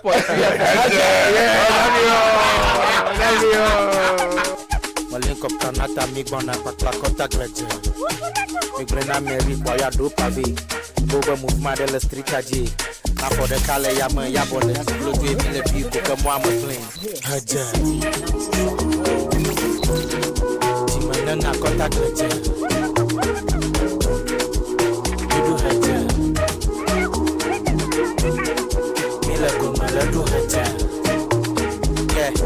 So that was, you know, Forget your Sky's artist. Oh, it's a nice song. Yeah. But Hedge is a nice song. Hedge. It's a Kuntai. Yeah, Kuntai. Yes. I've learned something today. Without the Sisifian. Sisifian came yesterday. Hedge has been there since. We all know Sisifian, but the artist manager will not feature artists for the situation. For situation. What is this? Manager who can bring artists If to you don't go, remember Shivu nyo. Ashivu antonto le magbabona. Which is to say that when the car you see very early at dawn. Yes. It's not necessarily the car that is going to the market. The one that is actually going to the market, that is carrying the goods. They did the back, they come. So on the way. The December salary, you know. Yeah. Brother said, I won't finish you. Longest. Longest. Oh, December 3 now. You know, first of all, you know the economy was some way, yes, so we bought things on credit. Now you have Oh, the moment you paid, even like some people, the HR department, they miliki feel like the moment that you drop, no plan start account. Oh my God. Problems will come, issues will come. People want to collect their debts, and you know, like it is what it is. And then Christmas comes, and you have to perform. You know, when Christmas comes like that, it's a season of giving. You have to spread. You have to spread as much as you can within your limitations and all of that, and you have to see to the the family and all. But mind you, schools will reopen very soon. School fees. Yeah, so you pay fees. You are either paying for your cousins, your children, or your rent. Rent is also coming. Rent is also coming, Charlie. And suddenly they say some child has swallowed the kitchen stool and things. Oh, that's a painful one. The you don't want to know about expenses, that's right. I mean, that one. When they call you like that, you know that. And it was as if the Christmas season came with car mechanic issues. Yes. Because I know like 5 people. Whose cars? The mechanic just lines up, he takes our key and he's gone. By the time he's back, new expenses. Every day, new expenses. Yeah, but for some reason, I don't want to impute ill motive. But these days, like you take your car to the mechanic. He comes back with new He comes back Monday, will tell you that, oh, then there's some other problem. Yeah. I don't know. You know, elsewhere, you service your car, they say, oh, come back in 3 months or 6 months or 4 months, as the case may be. And you most of the mechanics doing trial and trying whether it works. Try and error, right? Yeah, I think that's what most are doing. Oh, no, I'm telling you, because you take your car for ABC and they'll say it's this. They fixed it within a week. Then Back to square one. They say it's I did a mistake. It's something else. They fixed it. It doesn't work, and it goes on and on. If you're fortunate and you try another mechanic and it works, good for you. If not, and it's the same person, you're doomed. And that's what happens. It's a gamble, eh? But you know, God is an interesting God. Eh? Tell me. The prayers we all pray. Yes. The mechanic is praying that your car will will break down. So So that you get this thing. You see that prayer? You should break down at good interval. But if it becomes too frequent. No, Christmas. He needs that money to take care of his family. His children. But you see, let it come at good interval. Like, I mean, if like within a week, then I have to send my car back. That's that one is probably not a good mechanic. Especially when they tell you that, oh, look, we bought a new one, new set of parts. And they take the photograph, they bring you the old parts. Yes. Most are staff standard as well. Some of the stuff they bring in. Also because we are not able to afford the original ones too. Anyway, good morning to all the mechanics. We love you, but please be good to us. We can't can't do of spending. 2025, may God bless you. But what I also learned, and this is without any disrespect to our Christian brothers, you know, in my dealings, I have learned to trust a lot more mechanics who are from the Zongos. Okay. Yeah, and I say this without any malice or anything. The more truthful ones, like they happen. I mean, they just come back. You know, there are people you use. Once a while, then they slot it in. Then stories start coming in. Then they spoil the thing. Then you are compelled to sell it off. Yeah, you know. And even when you are selling it, you feel guilty because you know someone is buying this. Something that has a problem. Yes, inheriting a problem. Yeah, which is not a great thing. Yeah. As much as possible, you want to fix it, put it in great order so that somebody picks it up. But then, you know, these guys from the Zongos have done, I mean, great work with me, and for some reason, I love them more. There's a saying that the people from there, they're truthful. Yeah. There's this saying that goes around. So I don't know whether it's got anything to do with that. Now that the salary has finished, true. and the mini budget too, I don't know, it's not been passed yet. So Charlie, how's the year going to look like? Well, so effectively we are in a shutdown mode, as the Americans will say, because the outgoing parliament under the constitution was required to pass a budget that would start from the first day of January to at least March thereabout. Will take care of the first quarter of the year, right? It's a constitutional obligation, but because of squabbles over whether tax exemption should be granted to companies pursuing the one district, one factory initiative, they could not get that done. And then also, mind you, there are two distinguished individuals who have been appointed or nominated, I should say, by the President for consideration by Parliament and subsequent approval for appointment onto the Supreme Court. Again, that is also a constitutional obligation. We heard from the Chief Justice much earlier the suggestion that we do not have enough justices to deal with the workload of our Supreme Court, given the unique nature of its jurisdiction and the things that it deals with. Of course, there are arguments for and against that, but the fact is Parliament vetted these two nominees. These are celebrated minds locally and internationally. But as is with appointments like this, partisanship has taken over, and it would seem that we have not yet reached an agreement as to how to get them through. The NDC side appears to take the view that, look, you have done enough appointments onto the Supreme Court. We do not think that there is still room for further appointments, so we are not going to technically support these two individuals. Of course, if you look at the CVs of these two individuals, I mean, look, any country properly thinking of its judiciary should be happy having these Ghanaians to serve. And that is the argument of the MPP side. But, you know, we hear that packing of the Supreme Court, and you know Nanado is... But Sky, what's your take on this packing of the Supreme Court? Should we move for a particular number, a cap like has been proposed by some that, hey, we just keep putting people there. We have to have a rule that says after this limit, that's it.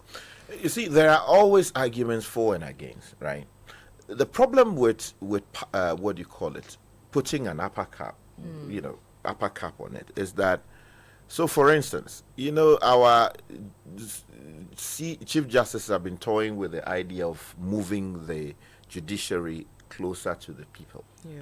So the people, for instance, of the northern part of the country, if you have a challenge with an outcome of a court decision, and you are from, say, Hamley, which is in the extreme north of the country, and you want to contest that decision, the process must be filed.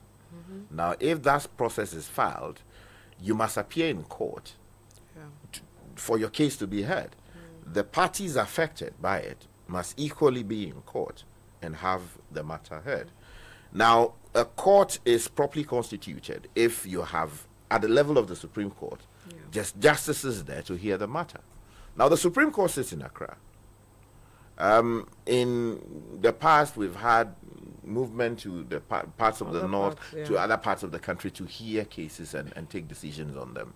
Now, the question is whether it is possible to have enough pool of justices who would take up, various geographical zones of the country and decide these matters. And then also, there's also the argument that because you have all kinds of matters traveling from the lower courts to the Supreme Court, because you can start the process at, say, the magistrate court, it travels up all the way to the Supreme Court because there are issues of law to be determined. If you have 11 or you have 13 or 15 and land issues are there, they are the biggest issues we deal with.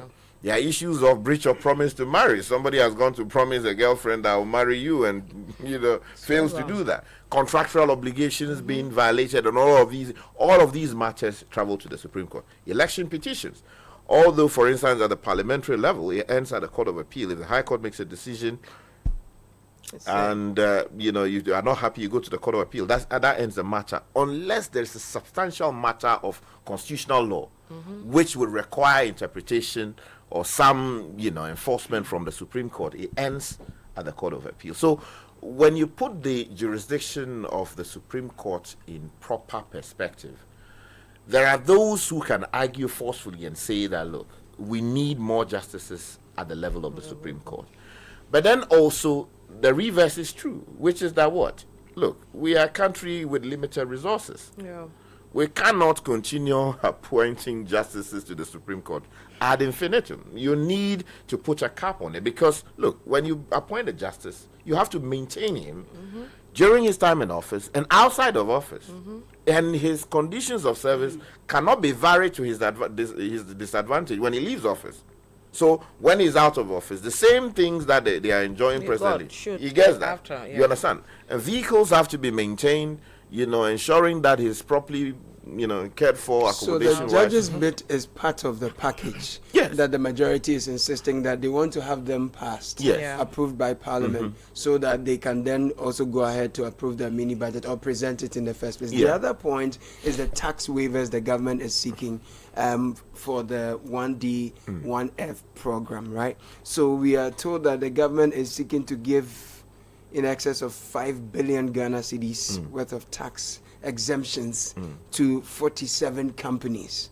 And the argument is that, look, we've had revenue shortfalls over the years. We've not been able to meet our revenue targets in a while. And so if you're going to give out 5.5 billion Ghana cedis in tax exemptions to 47 companies under the 1D, 1F is not a prudent use of our resources because already we are not meeting our target. Now, these sound like very realistic arguments to make, but it looks like in the heat of the politicking and within the situation of the hung parliament, or what loosely is referred to as hung parliament we've had, then we are not having consensus.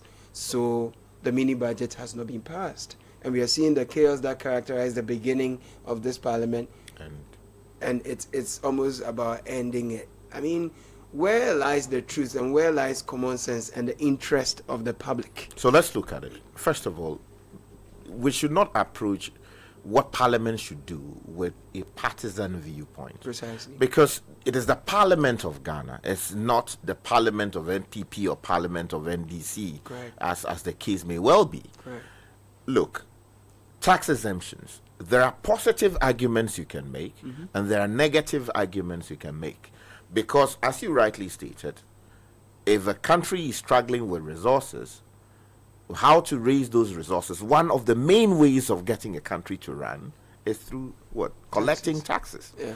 Of course, we have been told repeatedly that we are not doing enough as a country to collect the revenue that we can find in this country, because majority of the time people are not paying their taxes, and the burden is extremely on the shoulders of the people within the formal sector, because they have, of course, formal pay you can see, and so we are holding that. Of course, you also get indirect taxes, but the point is, can we do a lot more to improve upon collection?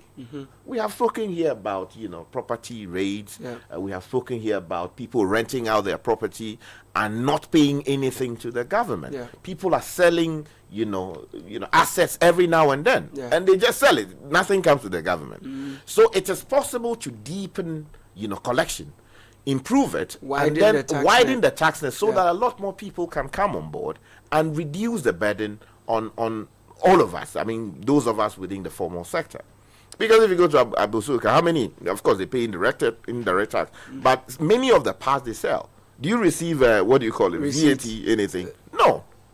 Right. Yeah, that's right. So look at it within that context. Right. If we do that, then forgiving taxes to people should not actually be a problem. Now, if you look at why we should do it, look, do we agree that there are people without jobs in this country? We do. If we agree, then we should also agree that it's possible to give them jobs, right? What is the path towards doing that? Is it possible to bring in people who are well-intentioned to actually set up factories or production centers that should be able to take these people? 100 here, 200 here, 300 here, or 50 here. Is that possible? Now, if factories can do it, then a reasonable person should be able to argue that yes, then let's give the exemptions. Because what tax exemptions do generally is to say that, okay, what you would have paid to the state, we are forgiving you, in the hope that you plow that back into the affairs of your business. In order to employ more people. To employ more expand people. the operations. Yes, because if you bring, for instance, you are bringing in a plant to come and process coconut juice in this country. And ideally, you should pay maybe 2 million Ghana cedis to the state. And the state says that, given the power vested in Parliament to forgive taxes like this, we are exercising our discretion to ask Parliament to deal with. Parliament does that. What it means is that the 2 million Ghana cedis that you would have paid to the state is forgiven to you. Now use that, hopefully, to plow it back into your business. So that if you were going to employ, say, 50 people with X capacity, maybe you can, with additional capacity, employ, say, 100 people. So that is a sound argument to make for it. But the challenge is, there is a certain, mistrust. There's a certain suspicion that these are cronies seeking to benefit from this whole government policy, or that some of the numbers are not actually correct. People are just padding the numbers, hoping that, okay, once Parliament approves it, okay, then you give me a cut of the forgiveness that has been, given. Now, I think we should unpack the issues. We should be able to agree that, look, we have interrogated this matter. As for this one, we are approving it because the numbers make sense. These other ones, we are not approving it because the numbers do not make sense. So it shouldn't be wholesale like we are seeing. That's right. Exactly, because that is what Parliament is supposed to do. So probe the details. Yes, deconstruct the matter. Get to the bottom. If you don't have the expertise to do it, invite people from the economics department or the labor department of the University of Ghana. The likes of, Bob Watching, respected professor of economics and labor matters. You can get them on board to deconstruct the numbers. Do the numbers make sense? Now, in the long term or in the immediate term, how do we hope to benefit as a nation? And can Parliament hold the people back? Look, we gave you tax exemption 2 years ago. Now, what have you done with That's it? what I'm asking. Exactly. Those are the. It is not just about, oh, we won't agree, you want cronies. Interrogate. So is the majority also failing to properly then sell the story to the rest of us to believe? Because I mean, if we've been given tax waivers to companies under 1D, 1F over the years, what do we have to show for it? What's the story? What's the account of the 1D, 1F? Because we've seen COVID. COVID happened, 1D, 1F happened before COVID. And you were wondering, okay, so with the world shutting down and all the lockdown, where are the things we said we were producing here that will make up for the shortfalls in terms of supplies? And we've seen the impact of imports on our city, and our manufacturing companies have also complained about the influx of imports and how it is impacting their goods and their businesses overall. So for the people we've been given, tax waivers, tax holidays, we also see some of them, after their time is done, they pack out and they leave. Yeah. What is the success story?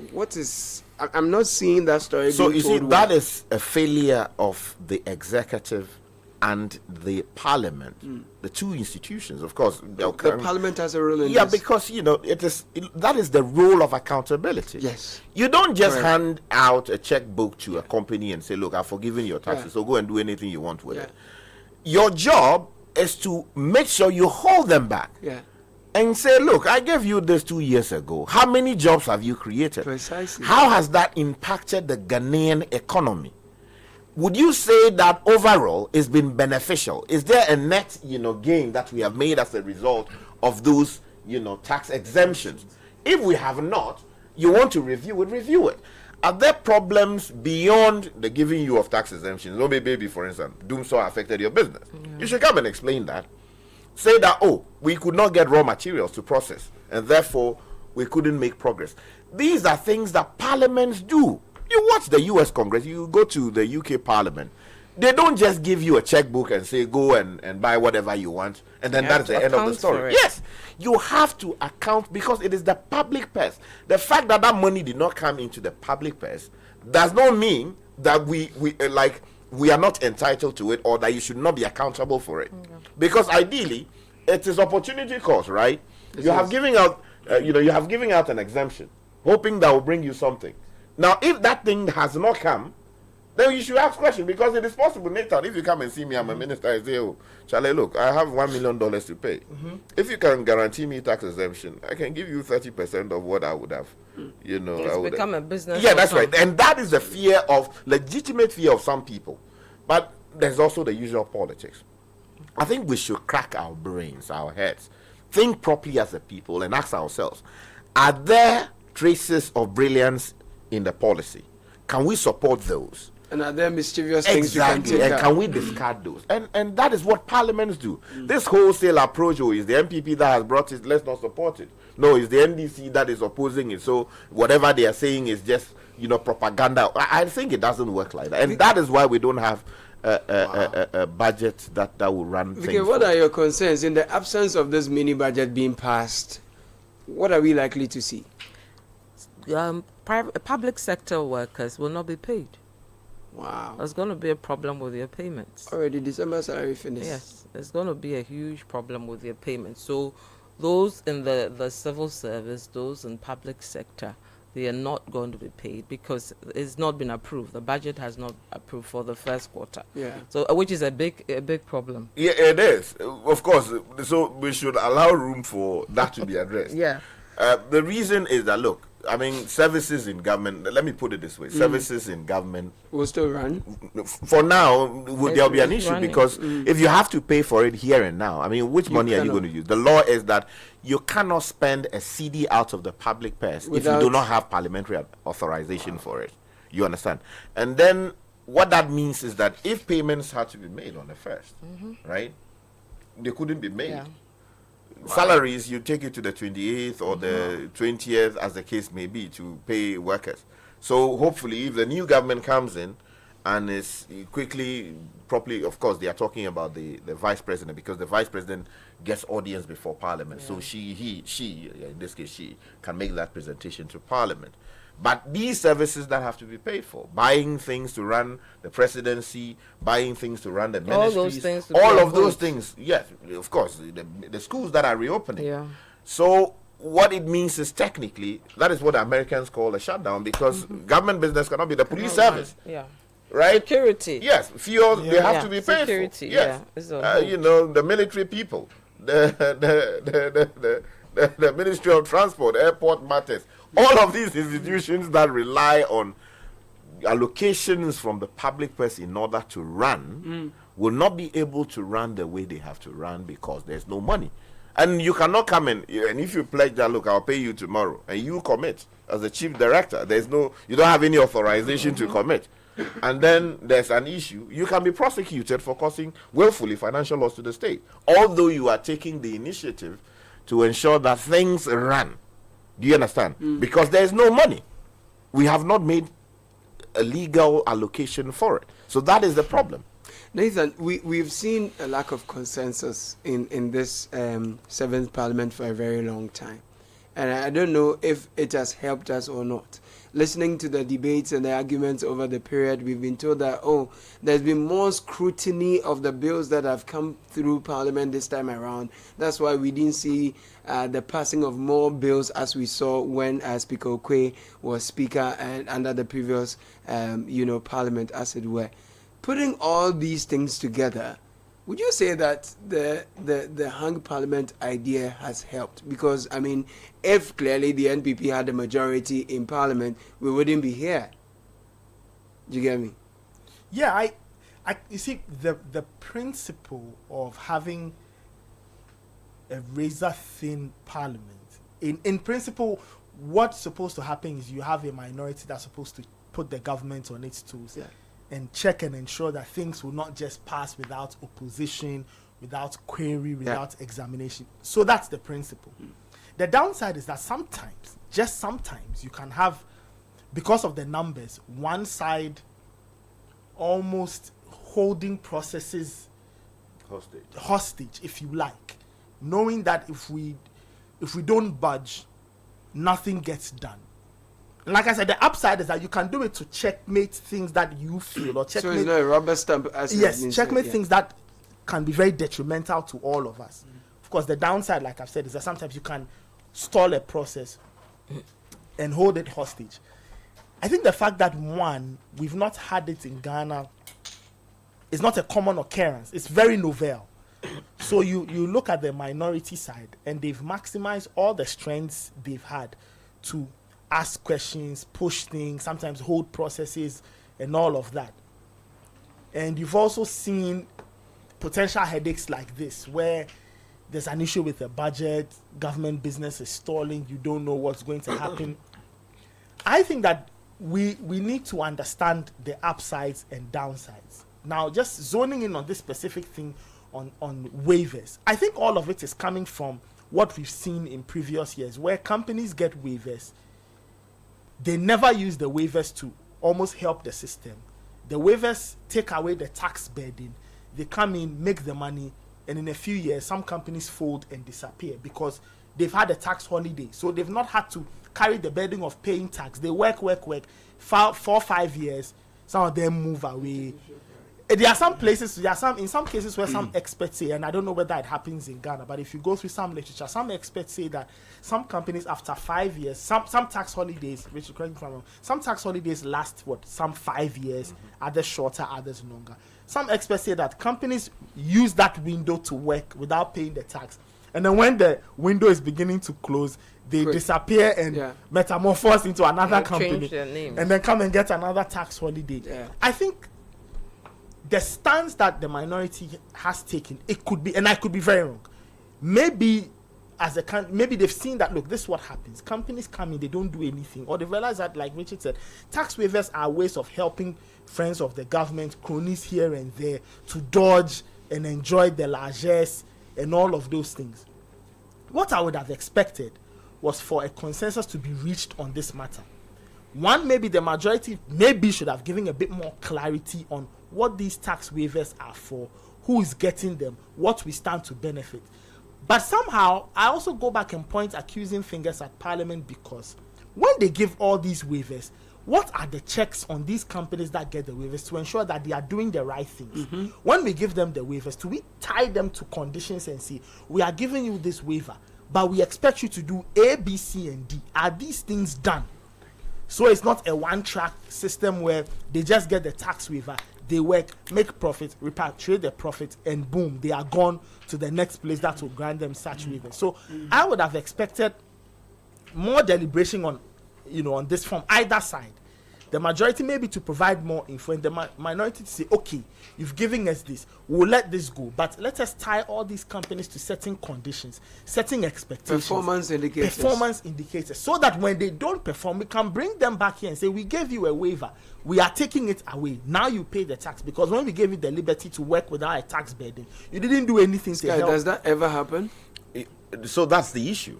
And you see, that is what I was talking about, accountability. When you give out something, if you are a father and you give money to your child to go to the market and she's back, you ask, like, why did you spend this on this?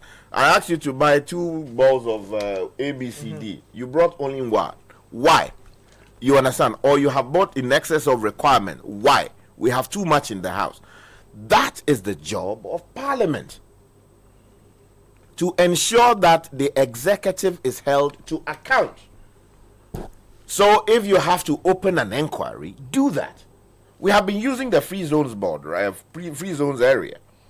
Like you were saying, the story on the streets is that people come in, get all the waivers or the exemptions they get under the regime, produce their things, send them out, ship out the profits and everything, and then when the duration is getting to an end, then they quickly fold up. And then they run away. Come back later. Some people are registered, so they use their pseudo whatever, their agents and assigns exactly who also register under a new company, and then start a new business. Do that, and they've been recycling themselves like that. That is the claim on the streets. I've not interrogated it, but you see, if there is some truth to it, what it means is that policy must intervene to address that. How do you do that? For instance, if you put in a clause, which clause says that, oh yes, you are entitled to the free zone space, but where for unreasonable causes you decide to fold up merely because if it is 5 years, 6 years, or 10 years, as the case may be, is closing, and you do that just for shaggy reasons so you can go and enjoy what you have made. No, we would assert ownership, and we will claw back what you have made, maybe 70% of it, maybe 50% of it, maybe 60% of it. So then it forces you to stay true to the course. So we can assume ownership of the space if we find reasons to believe that what you're saying is unreasonable. So in effect, the answer to the question whether Parliament has been holding these businesses accountable, businesses that we've been giving tax waivers, is no, it hasn't been. Yeah, that's what the evidence doesn't support that. Yeah, they are not doing it. And they are not doing it. Apart from Parliament, the likes of GRA and co. Because who is checking to ensure that these companies are ticking the boxes for which they got these tax waivers? Right. I mean, if you're coming in and you want a tax waiver, there are a lot of reasons why you say you want a tax waiver. For example, I'm importing ABCD. I can't pay the duties that will come with it. And if I'm not able to pay and you allow me to bring in one, I'm going to improve a sector-related area, let's say energy. I'm going to increase, employment Jobs for the people. I'm going to develop the local economy I find myself in, etc., etc.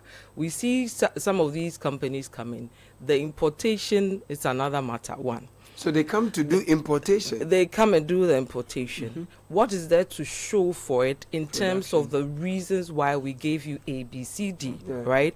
So if you say you're going to create jobs, before that, how many jobs did you have? And how many jobs have you created? And how many locals are getting? You can say you are going to create jobs and actually create jobs by bringing it for expats, which we see a lot. I was talking to a company, I think last 2 weeks or so. They do one of these electrical things. Okay. And the lady was telling me, oh, we've created jobs. And I asked her, how many jobs have you created for Ghanaians? And she said, oh, most of our people are Chinese. Look at that. How can that be? How can that be? And I know that this company, gets exemptions as well. So I'm thinking to myself, we say jobs. So somebody will say, oh, they created their jobs. But for foreigners. That's a very good point. So that's another box. Who is checking to ensure that that box is ticked for our locals to get, jobs? The MP that won, he came on Point Blank last week or so. Salam interviewed him. And he was saying that in this area, there are a number of factories over there. He's going to see some of these owners to ensure that they employ locals. At the end of the day, he's been able to get 100 of them through. Okay. So if a business like this is being given a tax waiver, it makes sense because they've been able to employ 100 of the youth in that area. That is what we're seeing. If you have a list of 46 companies who are all getting tax waivers, and we are still complaining about unemployment, which is huge, whether it's in their local area, whether in Ghana at large, is a problem. One, and then you see companies getting tax waivers for equipment they bring in, right?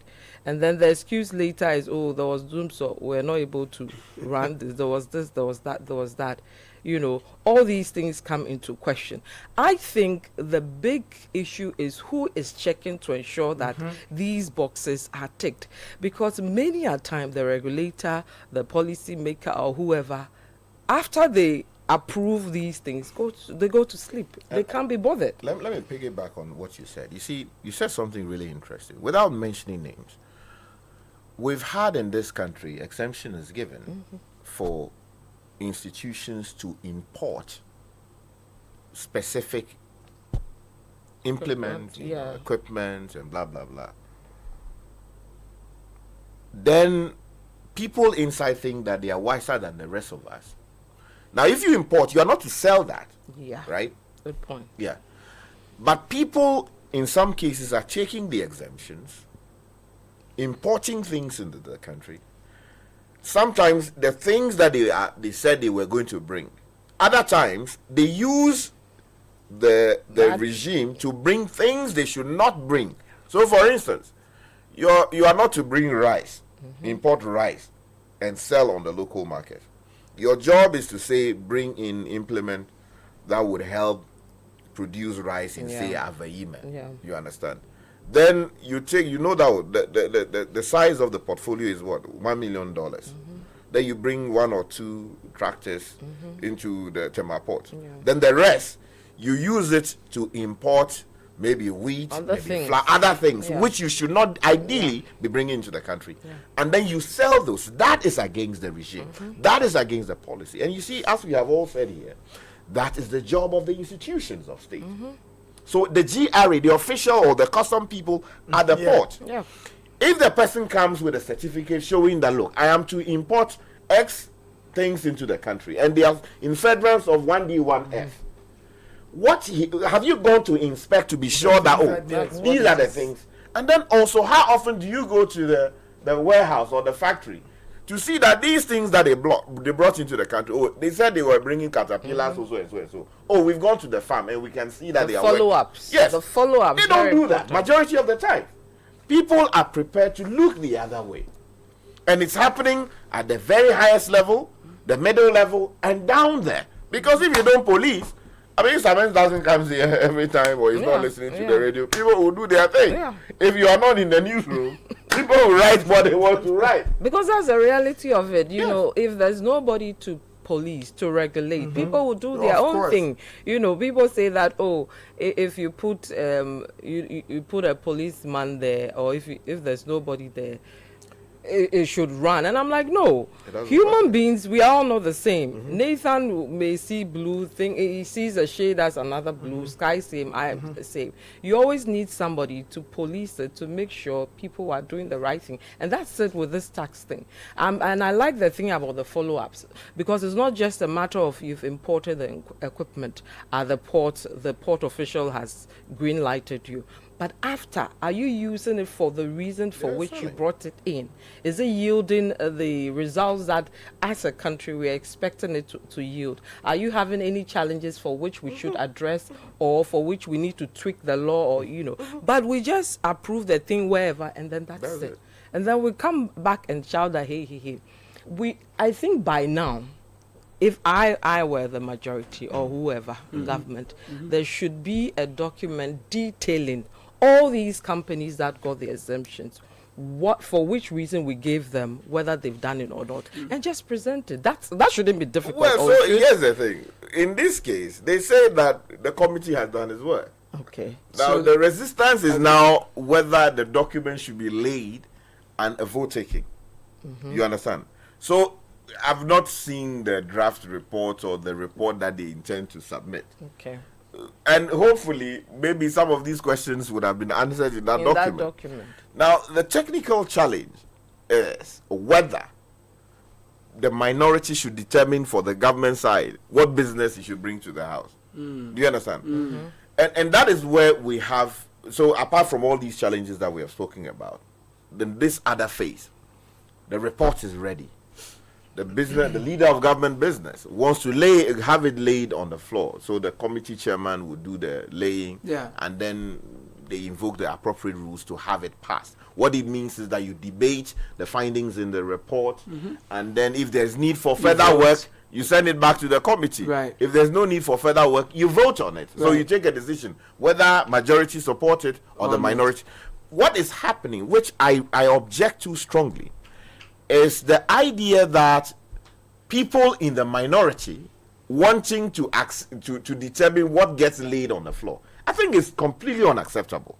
And I say this with all the firmness that I can command. I don't expect an MPP minority in a future parliament to come and repeat that, because it is wrong. It is the job of government to say that, oh, this is the policy we have brought. We have gotten it through the system. So they have brought a report. The report has to be laid. It is laid. Your job is to either disapprove of it or approve it, right? So allow it to come. If the people, you cannot get it passed, because that is what you're supposed to do. But in this case, it would seem the minority is saying, look, you can't bring that here. We will allow it to be. If you lay that thing, there will be good to. I think that is completely unacceptable. Right, Sky, we want to get some more perspectives on the delay in the passage of the mini budget and what implications it will have on our economy, and then also drill down the details of this debate about whether or not the tax exemptions should be passed and all of that. Professor John Gachi is a lecturer of economics at the University of Cape Coast, and we want to pick his thoughts. Happy New Year, first of all. Thank you for joining us on the Citi Breakfast Show this morning, Prof. Hello, Prof. Good morning. Good morning. Great. Good to have you. Happy New Year. Good to have you, sir. Thank you. Very and well. Happy New Year to you and your listeners. Very well. So we've gotten to the point where there's going to be a change in government, but we've not passed the budget for the government to run with. Effectively, the current government's mandate will end on the 7th, but we've not had Parliament reach consensus, majority or minority side, to pass the mini budget, which will enable the government spend during the transition period and even in the first quarter. What's the implication that's going to have on us as a people and the economy as a whole?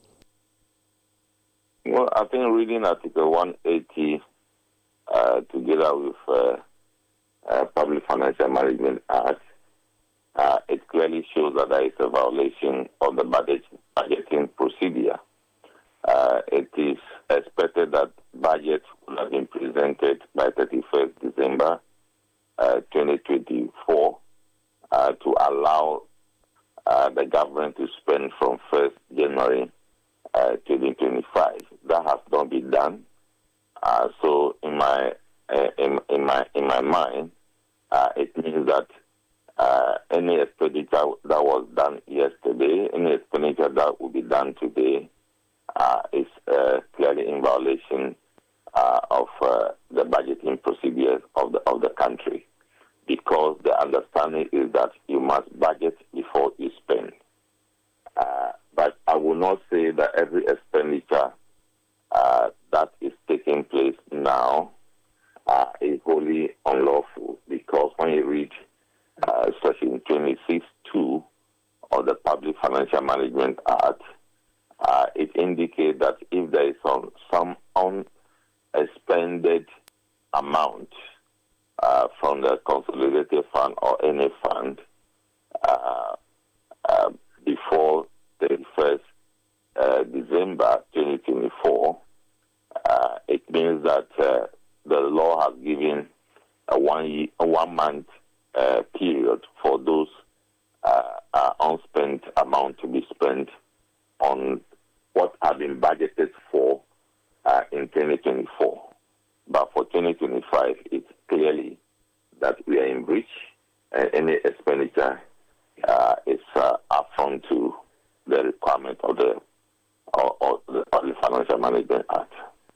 So, in the absence of the passage of the mini budget, what can the government do? Well, I think a consensus can be reached to present the budget. If that is not reached, then when the new government takes office on 7th of January, whether there is opportunity that day or the following day, the budget should be read by the Vice President of the Republic.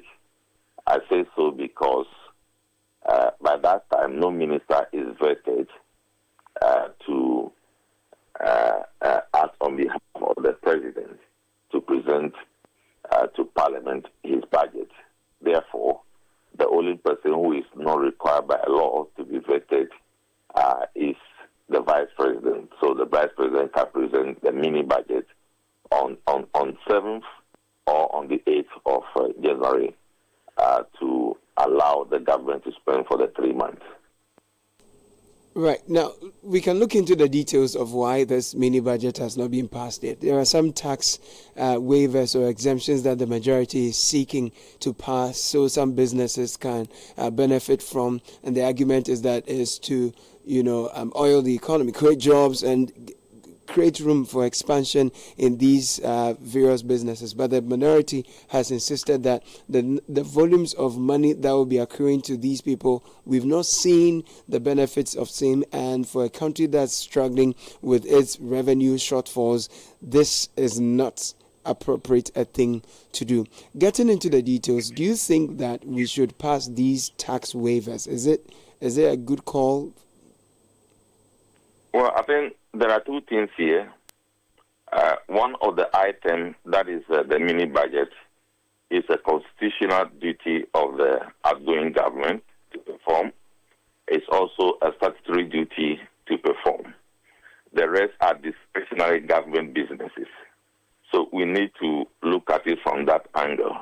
So you cannot commingle so-called discretionary government business with a constitutional requirement that you need to fulfill.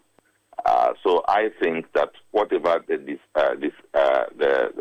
issues are in Parliament, this single most important requirement of the Constitution and the Public Financial Management Act should have been separated and dealt with to be in line with the requirement of the Constitution. Now coming to the tax exemptions. Of course, tax exemptions have been passed in the country for a while, and we have come to conclusion that the tax exemption do not meet the requirement that it should be granted. For example, tax exemption might be granted on the back of the company receiving a tax exemption able to create jobs that should be measurable, monitored, and concluded that yes, it has been done. It should be able to contribute to the revenue base of the country. Should be able to contribute to technology transfer or skills development for our people, and then should be able to contribute to the growth of the economy. That should be measured from time to time, and the state satisfy that we have good cause to have granted the tax exemption, because no matter how you look at it, tax exemption It's a form of investment that the state provides for those entities to operate. And that investment must yield some benefit for the country. And the NDC has put in its manifesto that is what they are going to operate going forward regarding tax exemptions. So I believe at the edge or at the end of a government, it becomes very difficult for taxes to be tax exemptions to be approved, especially when mechanism is not put in place to get all these benefits that I'm talking about. So my opinion is that tax exemption will have to be taken seriously, and we need to define the benefit that the state will have to get from that. And if we are not able to do that, there's no reason why we should grant tax exemption. Tax exemption should be strategic in nature. It's not supposed to be granted to every kind of company that apply for tax exemptions. Now, are there any other avenues for the government to do business? To run the system without this approval, if the majority, minority, lack of consensus and ongoing impasse continues? Are there other avenues for the government to do that? Well, as I said earlier on, tax exemption should not be business as usual. I don't know the nature of the businesses involved. Was they promised that they are going to be giving tax exemptions for which they should import certain items into their country? All those things will have to come to bear. If that is not the case, you need to also look at tax exemption from political financing point of view. I'm not saying that is what happened, but assuming that a company is approached to finance a political party, 20,000 Ghana cedis, and he's expecting tax exemption of 70,000 Ghana cedis, and that would be a trade-off sort of things. So in order to avoid all these things, we need to be very clear of the mechanism, the tools we should put in place before tax exemptions are granted. For me, that is my position. I do not know other issues for which it's compelling for tax exemptions to be granted to those companies, amounting to over 350 million Ghana cedis. So you do not think these tax exemptions are justified? Yes, I've not heard any compelling reasons why those tax exemptions should be granted. What are they coming to do? Are they going to, promote some kind of things strategically for the country? Or is just a usual trying to reduce the cost of importation of materials to come and do some business in the country? So if it's not strategic enough, I do not think that tax exemptions is supposed to be given to any company that is applying. That is the baseline. Right. Let me take a few steps back. Probably my last question. You talked about the fact that we need to monitor these businesses and ensure that there's skill transfer, there's technology transfer, there are jobs that are created for Ghanaians, and that the tax waivers we give them is an investment. We see that plowed back into the economy. Whose job is it to be monitoring these businesses that we give tax waivers? And if you are to score their performance over the period, would you say they've done a good job? No, that area, good job has not been done. It is the job of the government, and the government will have to allocate that to a particular institutions. You can decide that Minister of Finance will do that. You can decide that DRA will do that. But at all costs, there should be a monitoring mechanism and a measure to satisfy that the state has gotten what it has allowed the tax that it should have received to go off. So that is critical. If that is not the case, it's as if we are doling out money to people so to say, and we are not getting anything from it. The revenue of the state is so important that if the state is going to lose part in the interest of a private entity, then we should derive the right benefit from it. Right. Professor John Gachi, thank you for talking to us. We're grateful for this perspective you've shared with us. He's a professor of finance and the dean of the University of Cape Coast School of Business. I have the names of some of the businesses we are seeking the exemption for here. When we're back, I'll share some with you, but we'll just take a very quick break. We're back with more. This is the Citi Breakfast Show, the city's biggest conversation. You're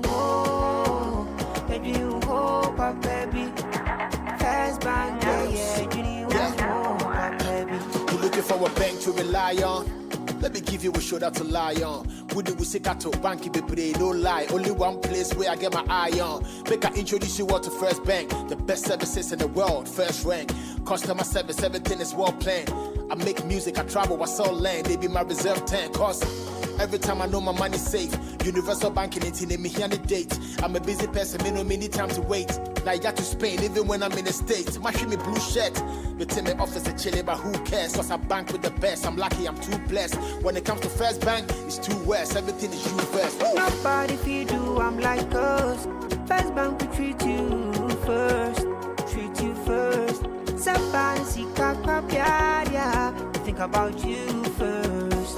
Think about you first. You first. First Bank. There's a business in every woman, from the young lady brimming with exciting and novel business ideas to the market queen managing her empire. There's the she architect, quantity surveyor, realtor, business consultant, crafting dreams into reality, and the multitasking mom, seamlessly blending work at home. The entrepreneur, meticulously checking stock, to the corporate woman, sealing deals on the move. Indeed, there's a business in every woman. Introducing Telecel Women in Business, our initiative to empower women-led and women-owned enterprises. Benefit from tailored activities, networking, business and technical support, free webinars, trainings, and more. To join this initiative, be a female-led business and a Telecel business customer. Visit telecel.com.gh/business to register now. Telecel, connecting energies. What if we told you that your next adventure is just a tap away? That's right. With Republic Bank Visa Credit Card, it's your time to win a staycation at some of Ghana's luxury beach resorts, 5-course dinner, a full-day spa service, or the ultimate, an all-expense-paid trip to Dubai, the city of gold. Every tap brings you closer to winning in the Tap Win and Fly with Republic Bank promo. Whether it's Infinite, Adishi, or Classic Credit Card, just keep tapping to win. New customers are welcome. This promo is regulated by the National Lottery Authority on the Caritas Lottery platform. Terms and conditions apply. Republic Bank, we're the one for you. There's no price like the ShopRite price. That's why we are committed to bringing you lower prices on all the essentials you need. Like 4.5 kg Abina Vietnam rice for only 119 cedis, 99 pesos. And 125 gram Titus sardine for just 14 cedis, 99 pesos. Never pay more than the ShopRite price. Prices valid until 12 January. Only at ShopRite. Join the conversation on the Citi Breakfast Show on Facebook at facebook.com/Citi97.3, Twitter at twitter.com/Citi973, and Instagram at instagram.com/Citi973 with the hashtag CitiCBS. This is the Citi Breakfast Show, the city's biggest conversation.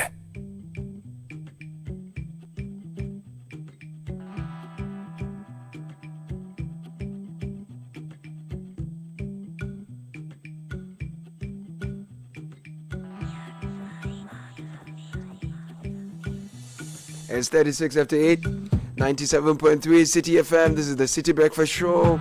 My name is Caleb Good. I'm here with Vivian, Kai Loco, Richard the Last Guy, Nathan, Neo Budaikwa. We just spoke to Professor Gachi on the delay in the passage of the mini budget, over an impasse in Parliament, tax waivers, approval of some Supreme Court judges, what the implication would be for us as a people, whether the incoming government can have enough to spend, whether your January salary is going to hit your account, all of that.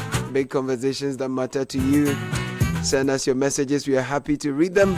0549-986-996, 0549-986-996. In the meantime, Nathan and I have some important announcements for you. And I will take some of your comments, continue with the conversation. Nathan, what should we know? Well, if you want to buy litigation-free land, then you need to speak to the people at Royal Kingdom Estate. They are Cantonment's opposite Soul Clinic International School. Call them on 0557 555-909. They've got properties in prime areas like Accra and Ibri, and they have flexible payment plans, affordable homes ranging from 2 bedrooms and premium furnished apartments for short rentals in East Airport. You can send them an email to info@Royal Kingdom Estate. Royal Kingdom Estate, building communities, nurturing dreams. It's time to maximize and grow your business exponentially, and you can do so using the Bisame app. If you're a shop owner, seamstress, trader, mechanic or artisan, or you own a hotel or hospital, then that's what you need. Your security is assured, and our trade assurance ensures that your online purchases are secured. Download the Bisame app from the App Store or the Play Store. Grow your business, connect with customers, and enjoy success with ease. And if you want a British degree at a fraction of the cost, then you need to speak to Lancaster University Ghana. They are giving you up to 50% in terms of a scholarship for your degree, and you are taught by the finest faculty trained to UK standards. Call them on 0209-607008 or send them an email, admissions@lancaster.edu.gh. Lancaster University Ghana, the only British university campus in West Africa.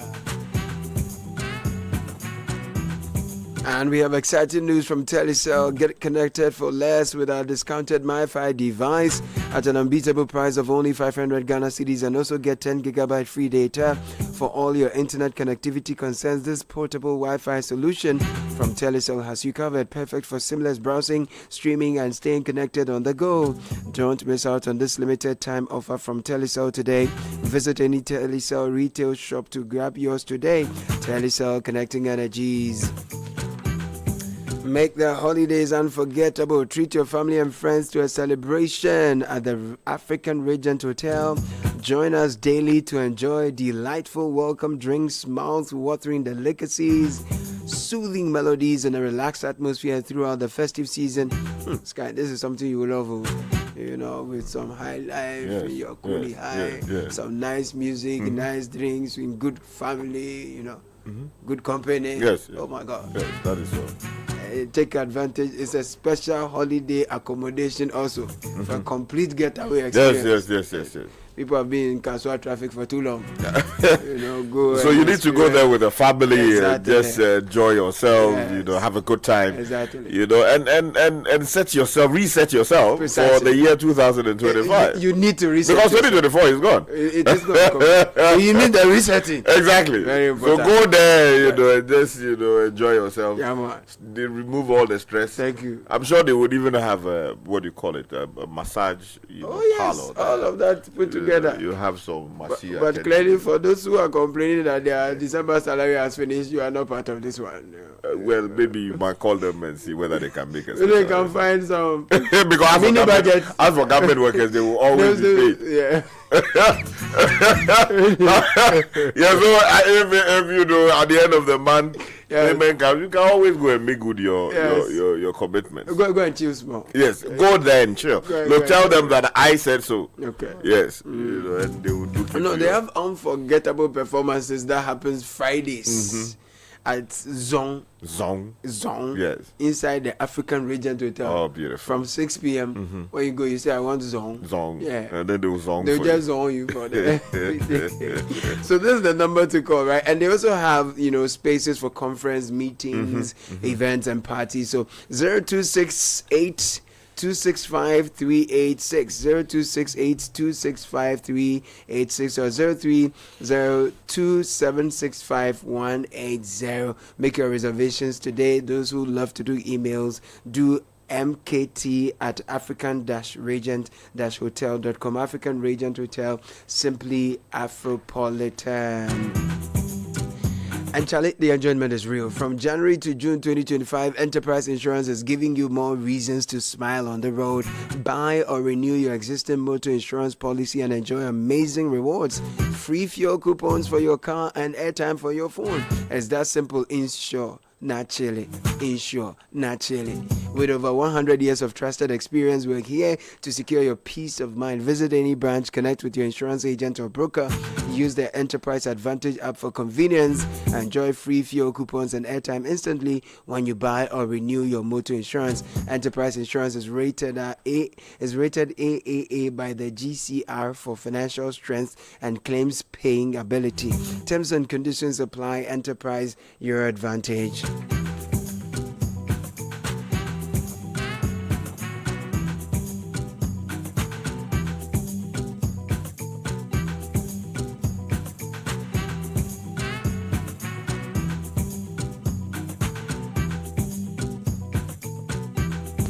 Some messages that have come through. Okay, these are dedications. Caleb, today is our 13th wedding anniversary.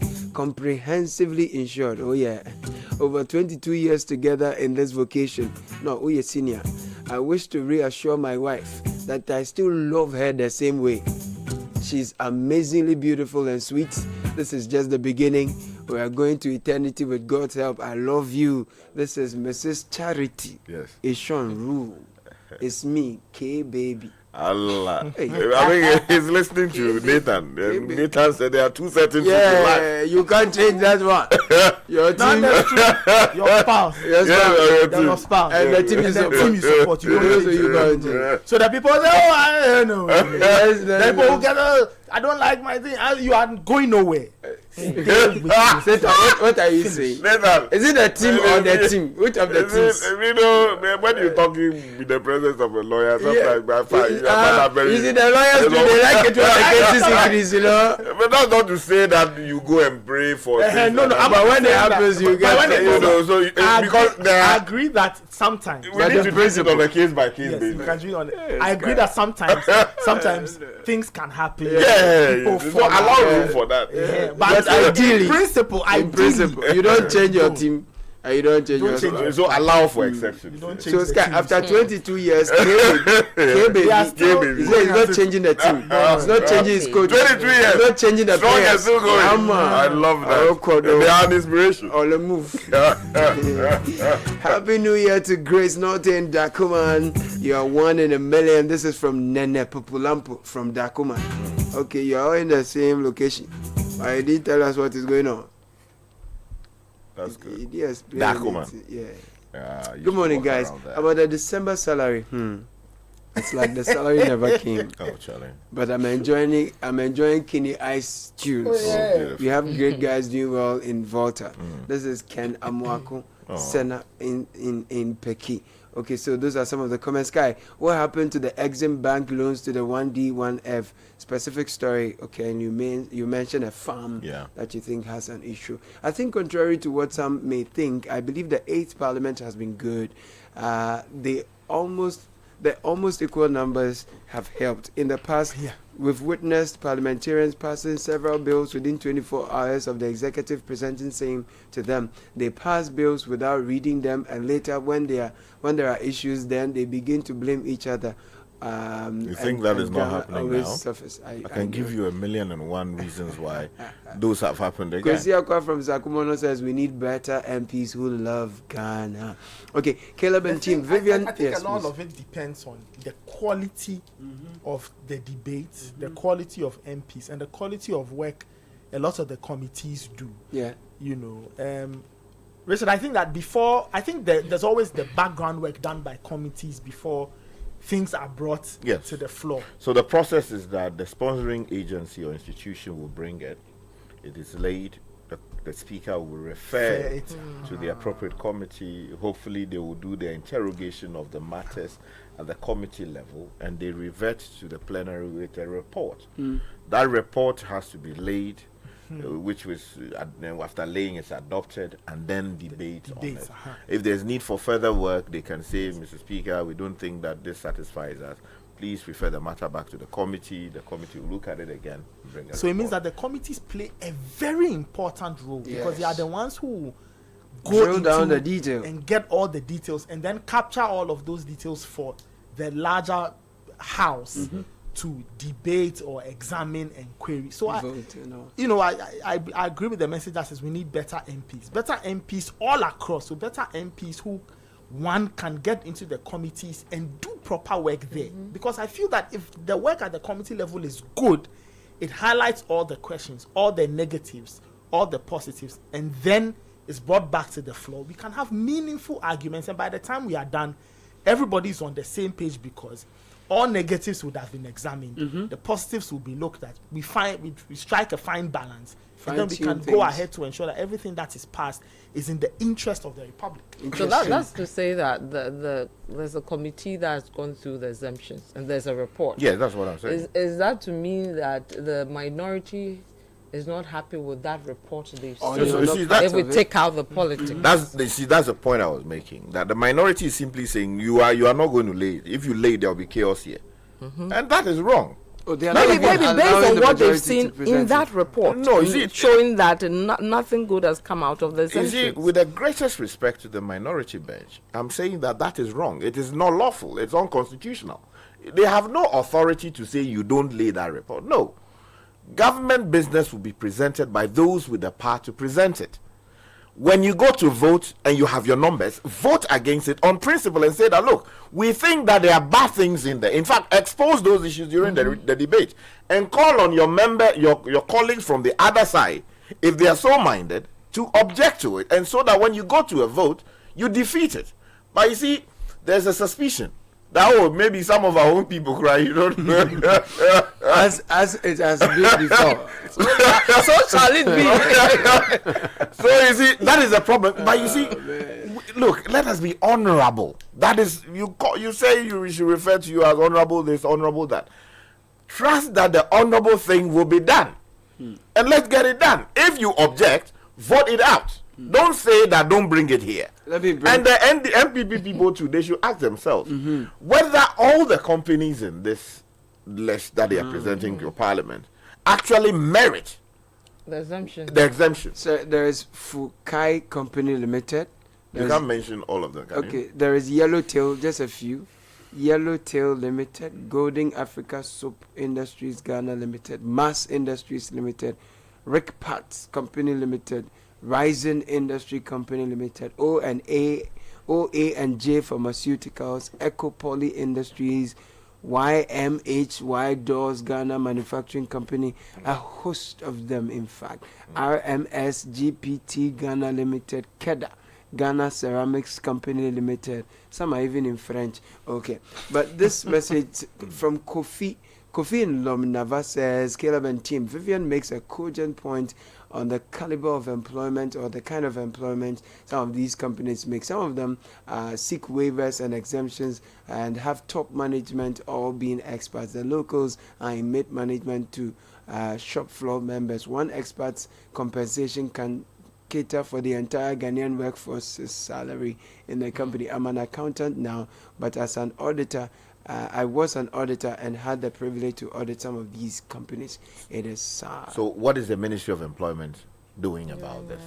You are supposed to be monitoring, right? Monitor and ensure. So if this company indeed came in with an exemption and it is found out that maybe for some reason they are violating the terms of the engagement, you should be able to raise issues, raise queries. Right.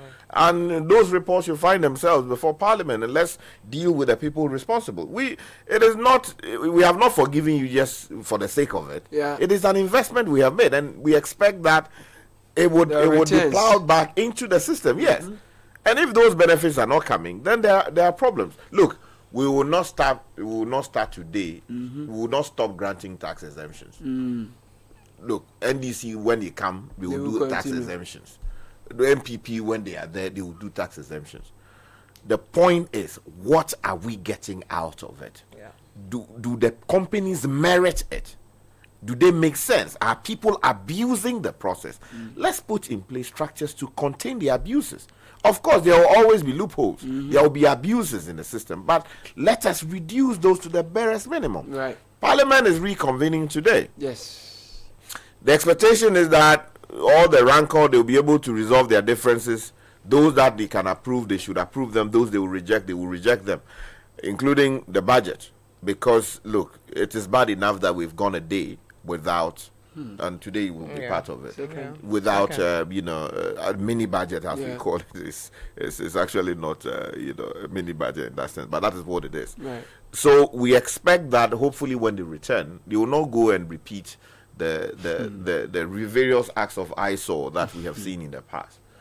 Do your politicking, do your consultations, do your negotiations, go onto the floor and do what is in the very best interest of the Ghanaian people. I have no doubt in my mind that they are capable of doing that, and hopefully they will do that. Obo Inejumakun has a question for you. Okay. He says to ask you whether ratification of expenditures prior to the budget approval is possible. No. The requirement of the law is that you approve and then you spend. Of course, there is an exception, but you don't want to go and ratify. No, the Constitution doesn't allow it. The Public Financial Management Act doesn't, create that room. Otherwise, people will abuse it.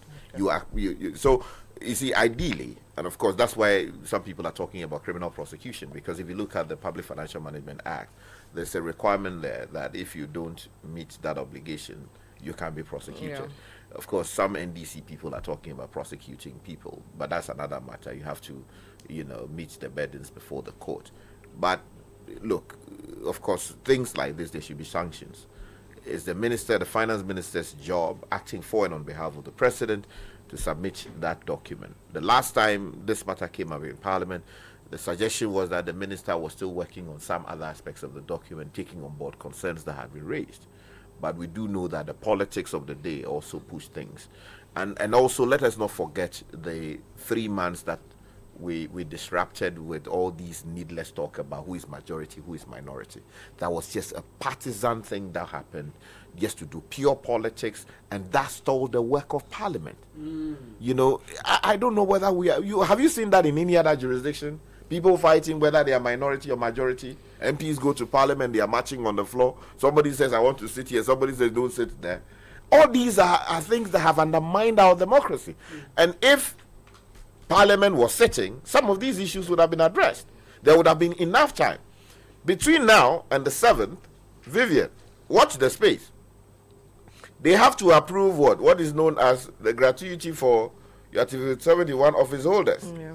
Ask yourself whether people who are shouting on rooftop, look, they would be critical of what will be brought before them. The worst aspect of it is that they don't even approve it in the eye, like before our Kuro eyes.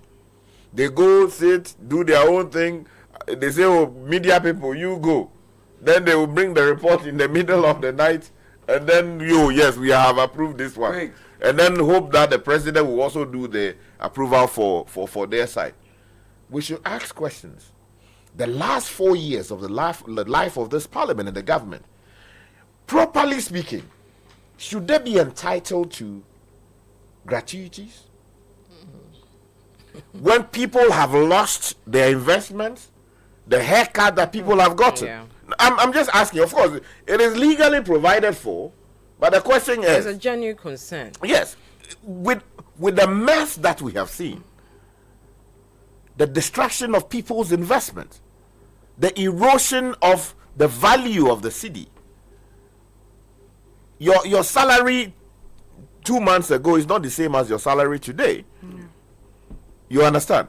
If you look at all of that, can we genuinely, if you are a member of parliament and you sit in parliament today, and the minister we are told the minister will benefit so much in gratuities because the constitution says that some committee should look into it and make recommendation. I'm not saying they are not entitled though.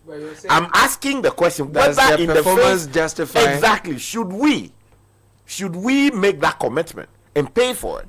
Of course, former President Mahama, who is the president-elect, says that he wants to review that provision and possibly take it out entirely. It would require, a referendum to decide whether we should take it or not, because it forms part of the executive, the entrenched provisions, as I understand. You think we should take it off? Do I think? I think the good people of Ghana would have to decide. What is your contribution to the decision of the good people of Ghana? So there are two things. Look, I mean, I have seen in many cases the conditions of former members of parliament. I mean, very heartbreaking. Some of them are my greatest friends. And they taught me so many things during my years actively covering the house. Many of them served with so much dedication, right? Many of them that I know served with so much. And it's not today that it would appear that some other considerations are driving, And if you look at their conditions, you ask yourself whether the state can compensate for, that through paying some gratuity to them upon leaving office. Of course, people should take personal responsibility for how they become in the future. You write that future today. But then also, states must also do their best to properly compensate people, and then also add something to it when the need arises. Again, you look at former justices of our courts. Some of them, the conditions under which they are struggling to survive. These are very, very challenging because it is just bad. Some have invested all their years through the Attorney General's department, through the court system, and retired with nothing. Some can't even buy their medications, their insulin injections and all of that. So there are serious difficulties, and there's a serious case to be made for, some of those benefits to be paid at the end of the day, because really, I mean, if you have served your nation or they pay you over time, I mean, they should retire with something. There's that case. But there is also the case of, have you done enough as to merit it? Because it is we saying thank you at the end of your service for what you have done.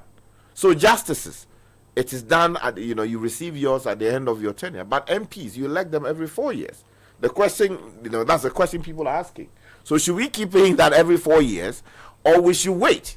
We should interpret the provision to mean that it is paid only after you have retired generally from parliament. Ministers, should we keep paying merely because you serve for 4 years? So then, if that argument is to hold in interpretation, that would mean that only those MPs who have lost their seats in the last election will be receiving. Exactly. That is a more progressive way, in my view, of looking at it. So that it is not every 4 years you come, you receive, every 4 years you come, you receive, then it becomes a problem. But again, the argument is that, look, it's a 4 year term. Yeah. You have finished your term, so receive it. So I'm being balanced on the subject matter. Last time, some MPs were saying at the Constitution Review Committee, some of them were saying that these ex gracias and gratuities, some of them are even arrears due them that are now being paid. So it's not necessarily that they are being given gratuity or something. You see, while in fact it is true, it is to manipulate the truth. Is it? Yes. The reason is that the Constitution says that payments like that have got to be approved upon the advice of a committee set up by Parliament, the President, and their report brought before Parliament for a decision. The President approves for the legislature, and then the legislature does it for the judiciary, and then the President and executive, the members of the executive. Parliament needed to insist that, Mr. President, the first time when you come to office, please, first few months of the year, set up that committee, make sure that they bring the report, let us look into it, and determine so that it is forward-looking. So we are not relying on what was approved last year. So you see, so that's what they do. So they are using what was approved for a previous administration duration, and then so they are paying you on the basis of that. So when a new one is done, it allows for an increase. So now they say that give it. You see, that is the problem. I think that we have got as a people to be accountable. You come into office.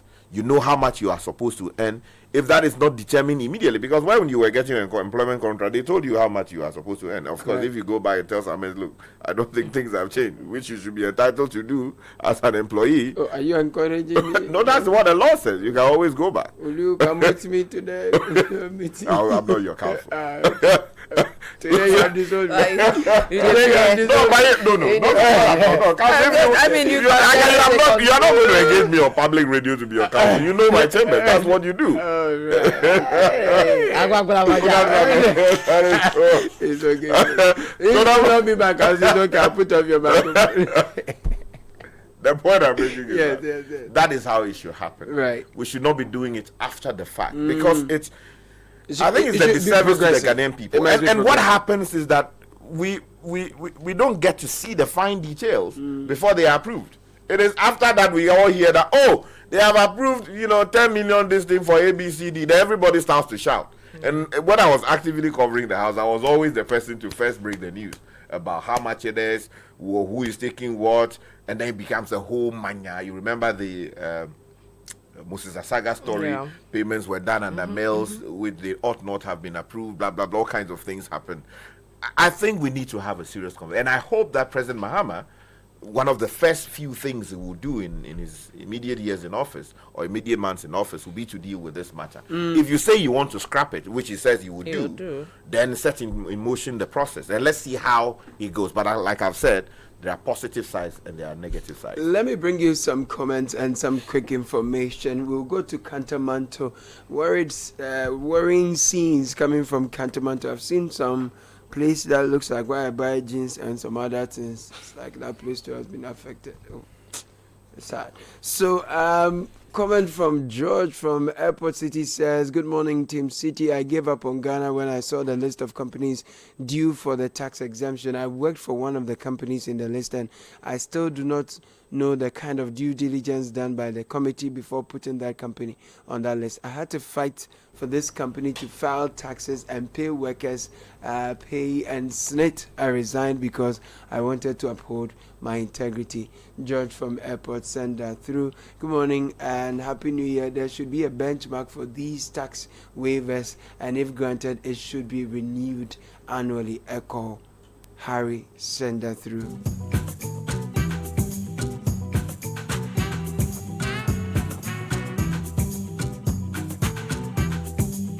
This is the Citi Breakfast Show, the city's biggest conversation. The Citi Breakfast Show. Rise above the noise.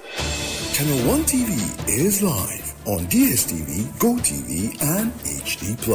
On DSTV, find us on Channel 363.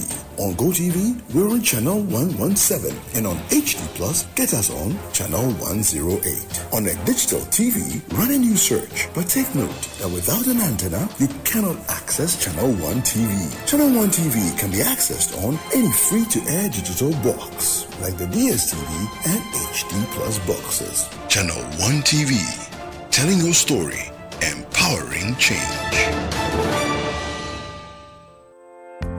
Are you hoping to start university this January? If you want a British degree from a world-class university at a fraction of the cost, then join Lancaster University Ghana in Accra. With a diverse student community, vibrant campus life, and up to 50% scholarship to support your study, Lancaster University Ghana provides you with a world-class education that creates endless possibilities globally. Don't miss this once-in-a-lifetime opportunity. Apply to join Lancaster University Ghana, where learners become leaders. Admissions are currently open for our January 2025 intake. Apply now for our foundation program. For more information, contact us at +233 030 221 8989 or send an email to admissions@lancaster.edu.gh. Lancaster University Ghana, the only British university campus in West Africa.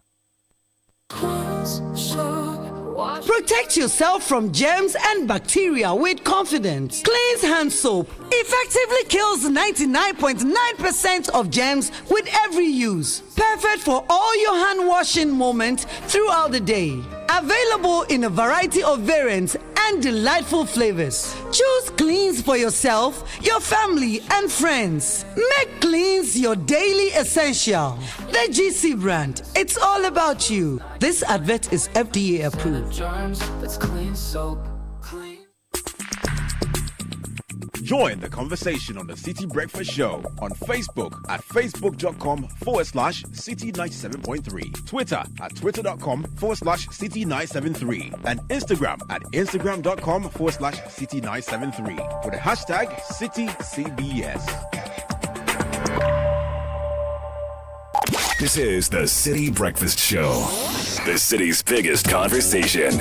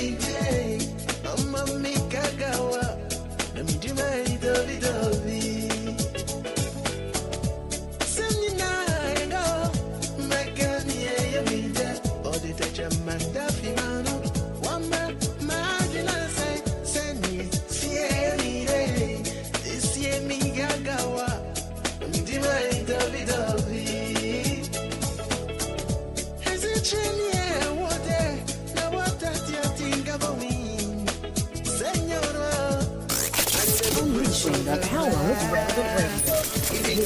This is Citi 97.3.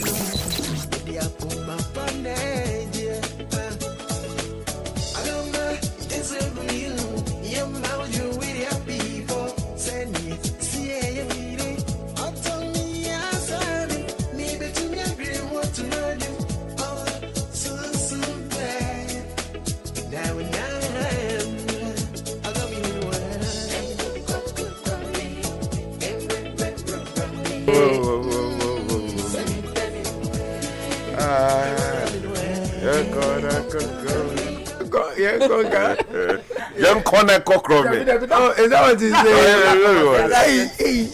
Kokome. Oh, well, then maybe you have made the necessary modification.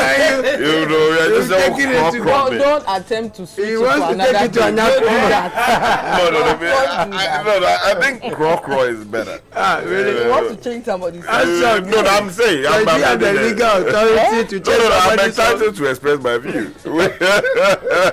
So I'm saying that Crow, you know, like you know who Crow, you know. You prefer that you know, I'm not part Crow. But you know some of the songs, the lyrics that you think it is what it is. When like some of these songs are explained to you, and the lyrics are like you get to hear the lyrics. You say, wait, so I heard something. I was singing it wrong all along. Then yes. Like now the cobwebs in your ears get then suddenly it's all good. Okay, now you understand. That's why you need Freeman on Dynamic Friday to be explaining. Because she will decode the Daddy Lumba things for you. Like, like when the songs are explained to you, like the lyrics are he said this. Oh, okay. This is you understand. Like this one.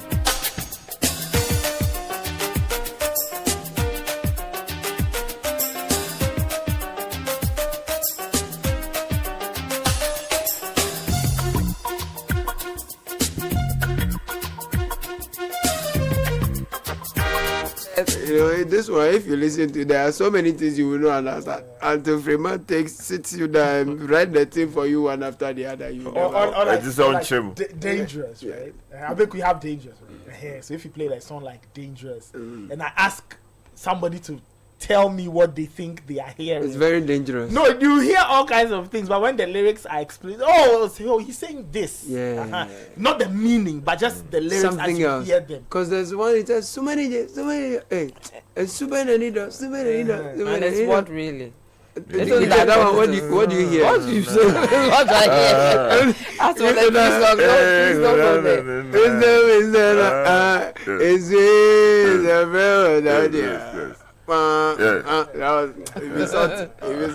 No, but what's happening today is that the leadership of the NPP would hold a meeting. Yep. They are looking to cut or chart a new path forward after the election defeat. So the leadership of the party will be meeting today. We'll bring you details of all that. I guess it's not open to, it's not a public forum, is it? No. I'm sure when they're done, maybe. Yeah, so the various structures that make decisions would meet and take decisions that would become the input for some other structures of the party.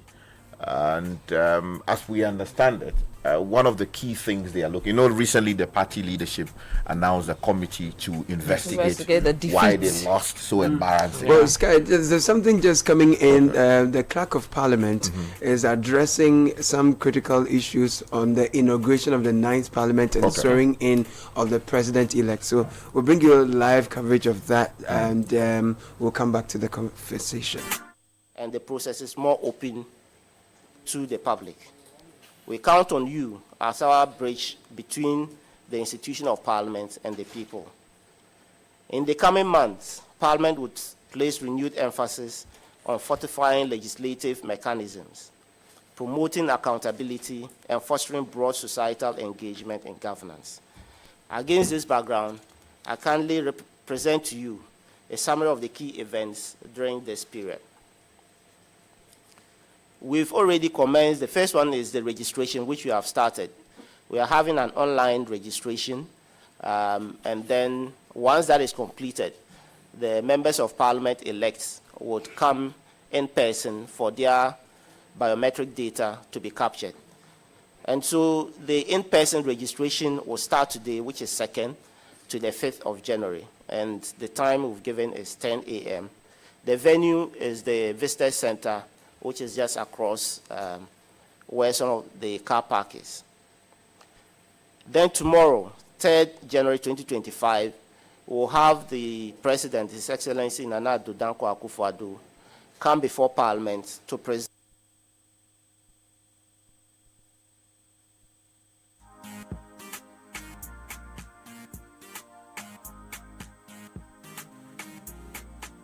President, His Excellency Nana Addo Dankwa Akufo-Addo, come before Parliament to present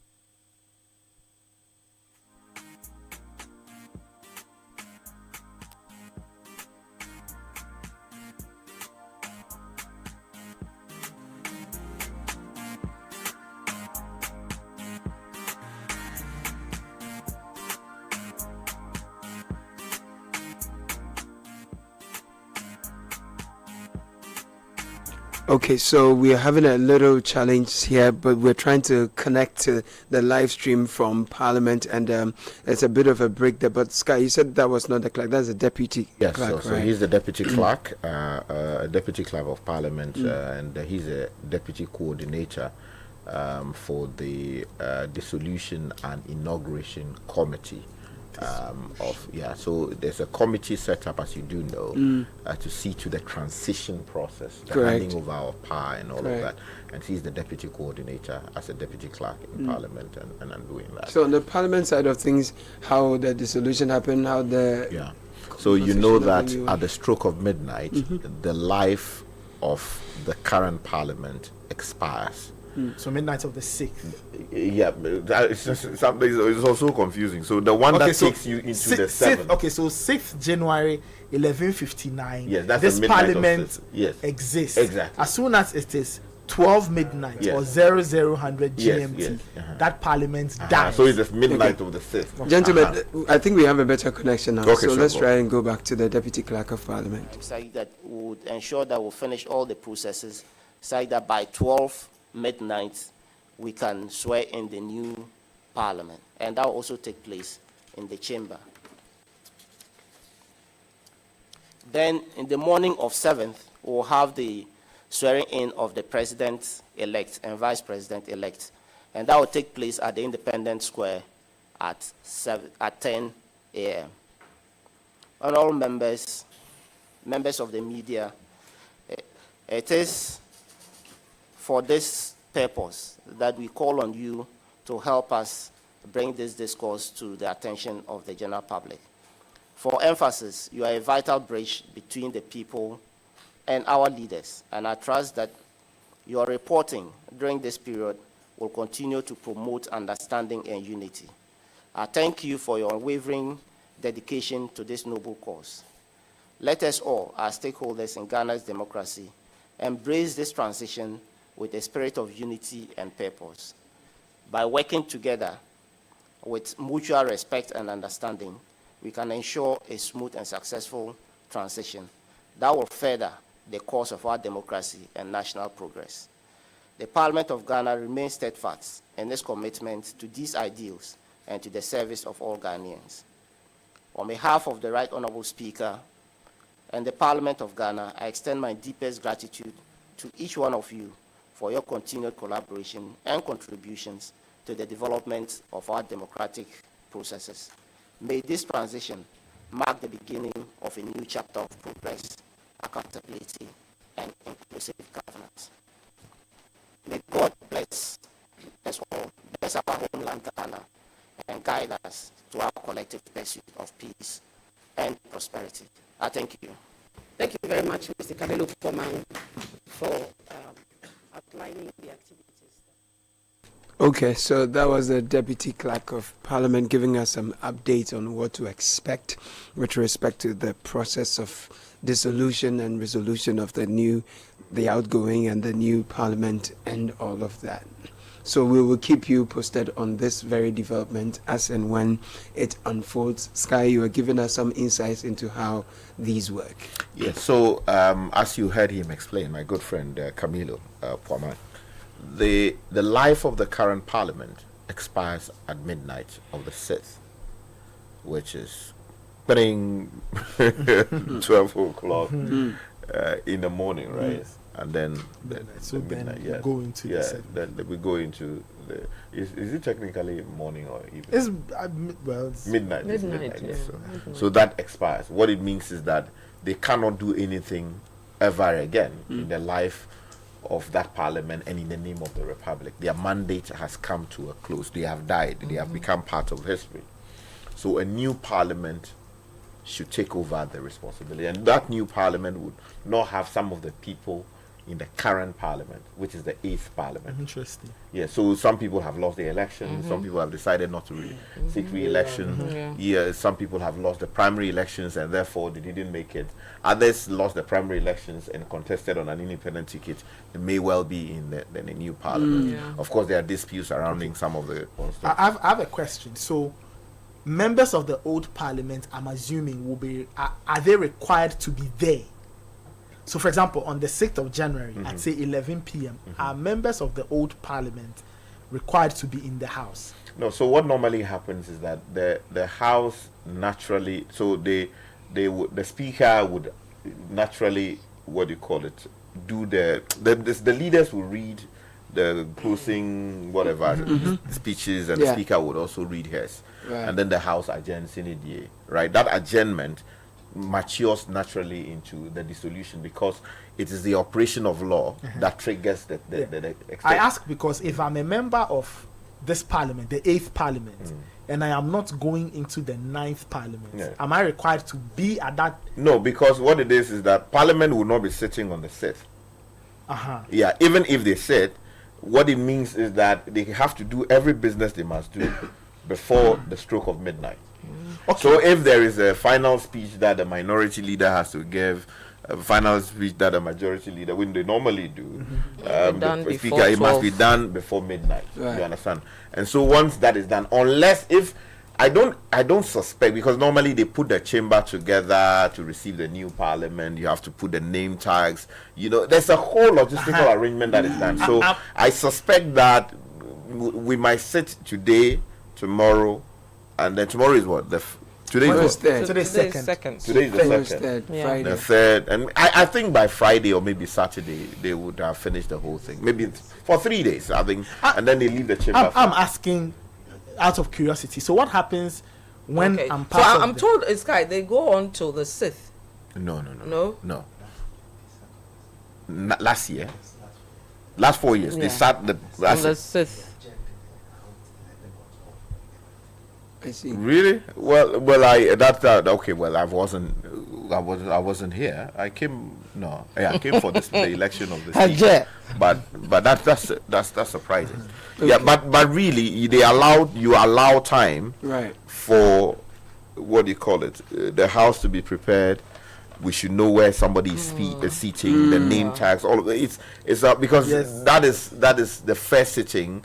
The speaker has to be elected. He's sworn in by the Chief Justice, and then the speaker now assumes the responsibility of swearing in members of parliament. And then once the MPs elect are sworn into office, then you elect the first deputy speaker, and then the second deputy speaker of parliament, and then naturally you would have the various speeches given, by which time we would know who the minority leader and the majority leader. Which I know a lot of lobbying is ongoing, especially for the future minority side. Yeah, of course. A lot of names are popping up all they're over not the maintaining avenue market. Oh well, people are trying their luck, wants to. But what are the other options or other names that are popping up? Well, the difficulty is that these things haven't been made public, right? But people are running with them. People are campaigning actively to unseat the current leadership. But as I understand it, the MPP will be meeting later today, the various decision-making bodies, and a decision will be taken as to what the composition of the next leadership for them in parliament should look like. So that will be decided at NEC.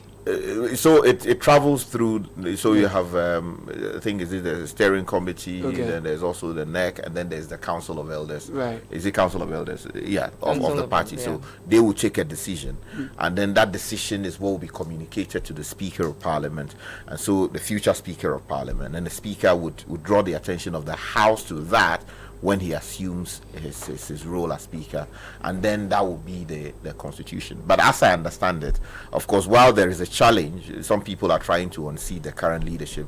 My understanding is that as of last night, my understanding is that they will maintain the current leadership, except for one person who is not coming back.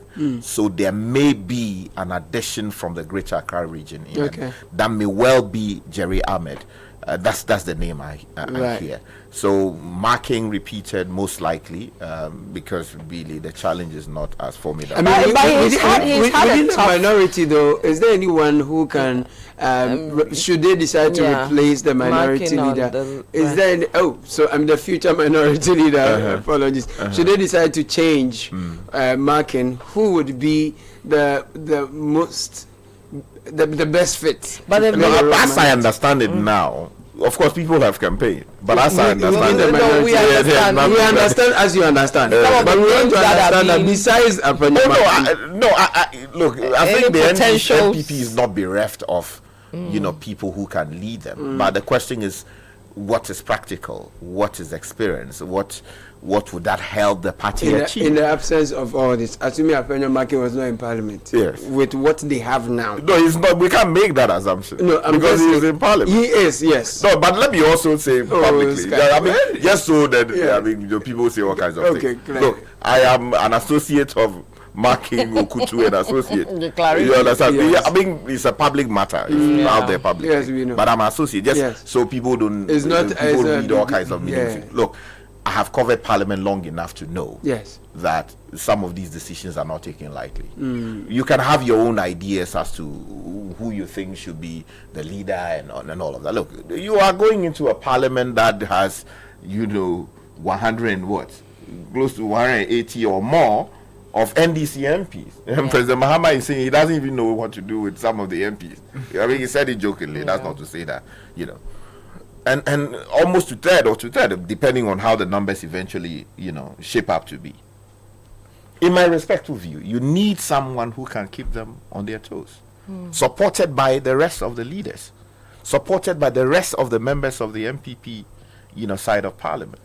And that would require a certain kahunas, someone who is not afraid of battle, someone who is not afraid to take on the matter.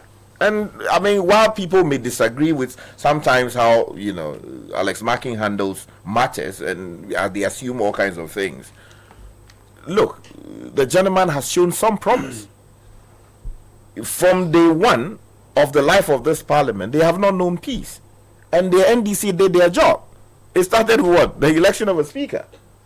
Yeah, and that was when he was properly outdoored, where he made legal arguments over whether what they was doing was right, blah, blah, blah, blah. And that was how Ghanaians came to know him, right?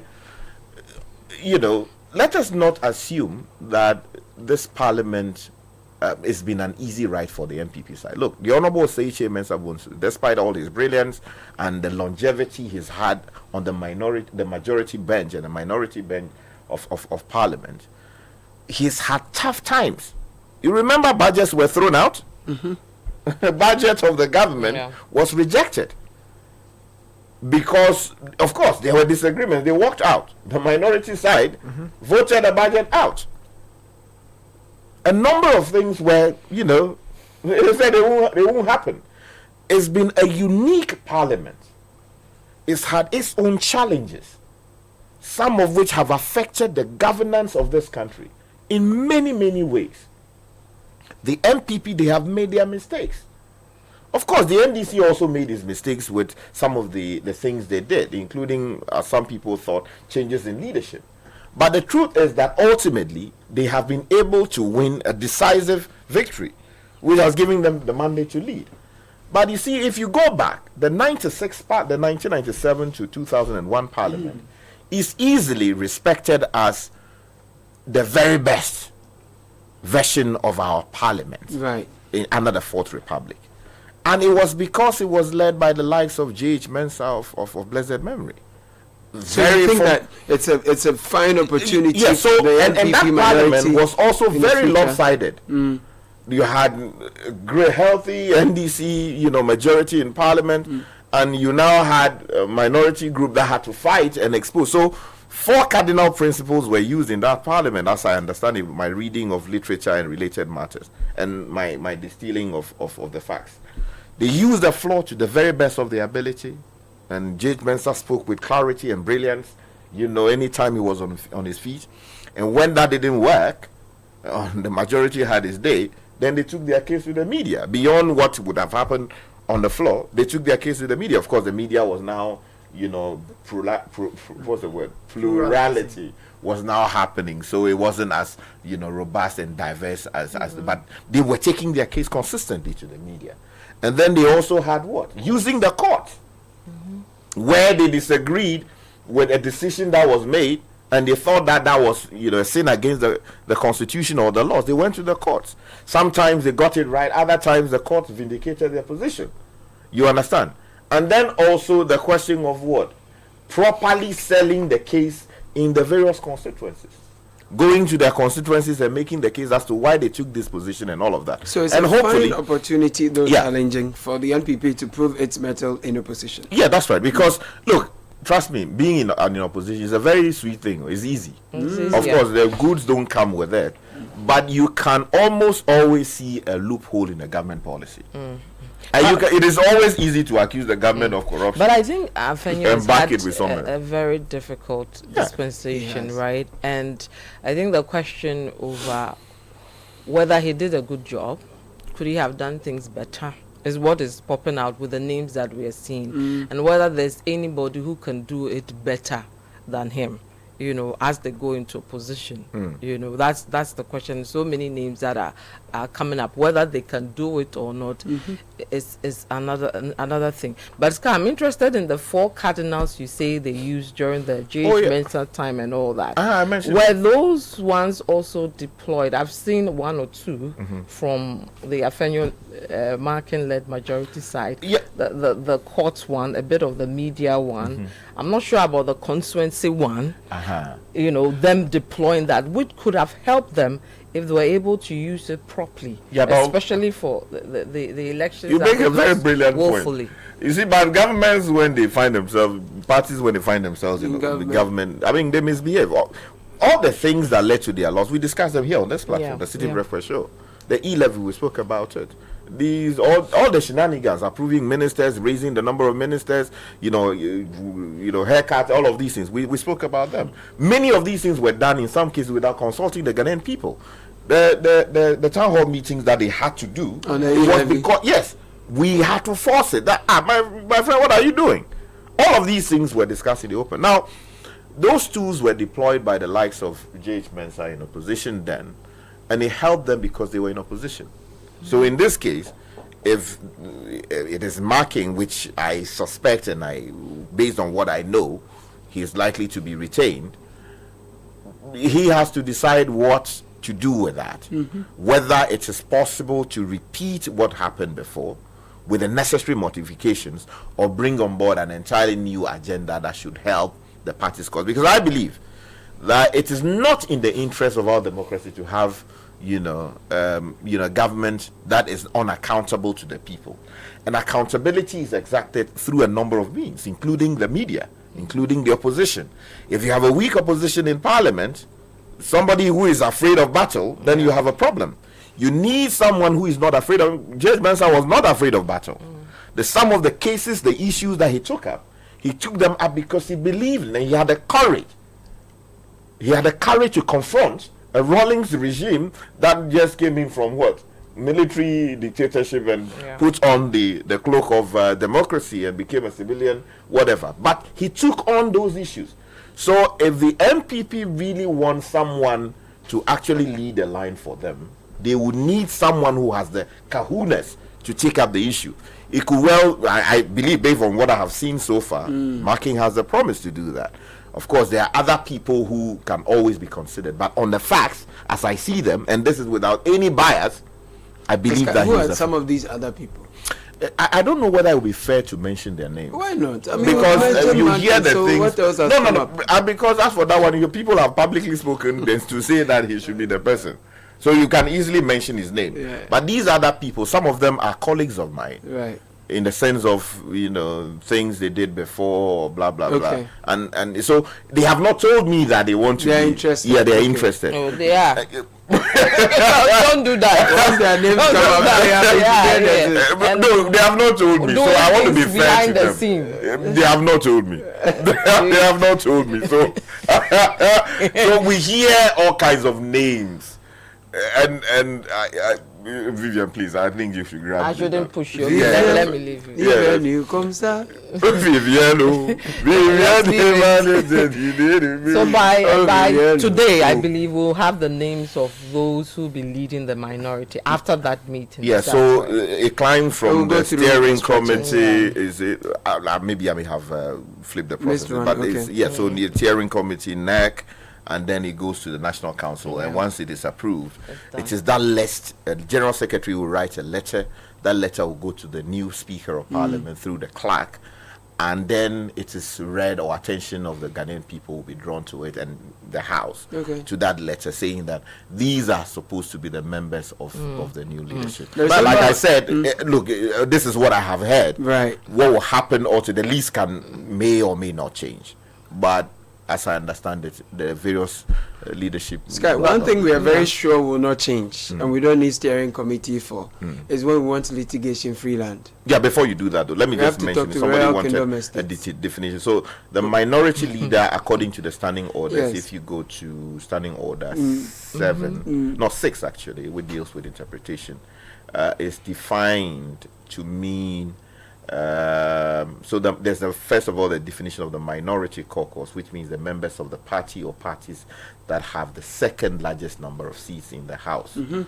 And then also the minority leader, which means a member of Parliament designated by the minority caucus as their leader in the House. And the last time there was controversy over Haruna, the changes we saw with Haruna and his leadership, and then also the marking change, also some issues. But as the Speaker ruled, he said that, look, this is not just a decision for the caucus to make, because they represent certain partisan interests. So the party normally will go and consult with the MPs to tell them that, look, this is their view of the matter, so we are sending this list. What do you they will make inputs. Yeah, as I understand it, all those consultations have been going on, and hopefully we'll see a decision made by close of day. But Kele, before a quick one. So the majority side, is it a done deal, the incoming majority? No, the reason is we hear again from the grapevine that some of them would be elevated to become ministers. Of course, the final decision is with the president. I think it would be unfair to mention their names, but I do. Today are doing something. No, I mean, but this because it's the president's prerogative. I took force, and I remember during the transitions committee inauguration, the incoming president said majority leader. No, he qualified that to say that, or whatever the situation may be. He said something which is not qualified. Okay. And from what we hear, the bench as currently constituted for the majority might change either before or immediately after. Because mind you, and if I'm strategizing for Atu, what I would say is that even if they are promising him ministerial appointment, please take your majority thing first, and then let the appointment come in later. Because some presidents, they tell you that, you wait, we would announce you, and then the announcement is made and your name is not there. So secure. So your bed in hand is what? Is what to in the bush. And then I believe, in my respectful view, that the majority leader position is, in my view, even more influential than that of a minister. Because all the ministers will willy-nilly come to you. They come through to you. So if you, that is there. But then also people they consider other things. So, and I hear that. But if they come to you, how does that make you influential? Girls will be elevated. People are wondering, if they come to me as majority. You hear them. You make submissions on the floor to push the agenda on the floor. That kind of thing. And and you get government business. That's some good influence. Of course. I mean, and the last one, business. Speaker.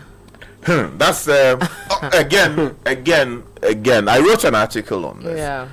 Which I published on my page. But it was because I wanted to address a particular matter. The Speaker of Parliament had said that, given the recollation, on-collation, and re-addition, and all of these things happening. Too.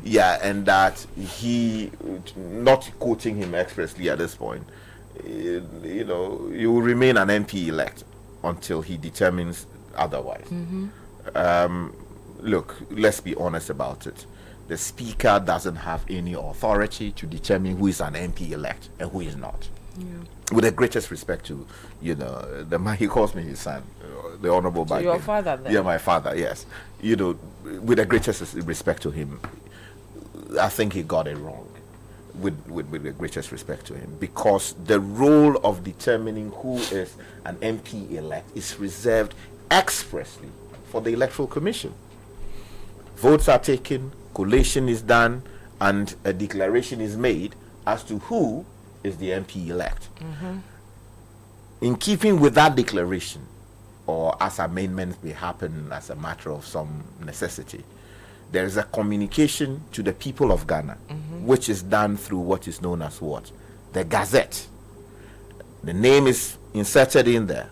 Honorable, what do you call it? Mr. Caleb Kuda, elected the Member of Parliament for the good people of Kwando constituency. And Kwando is created. Okay, very well.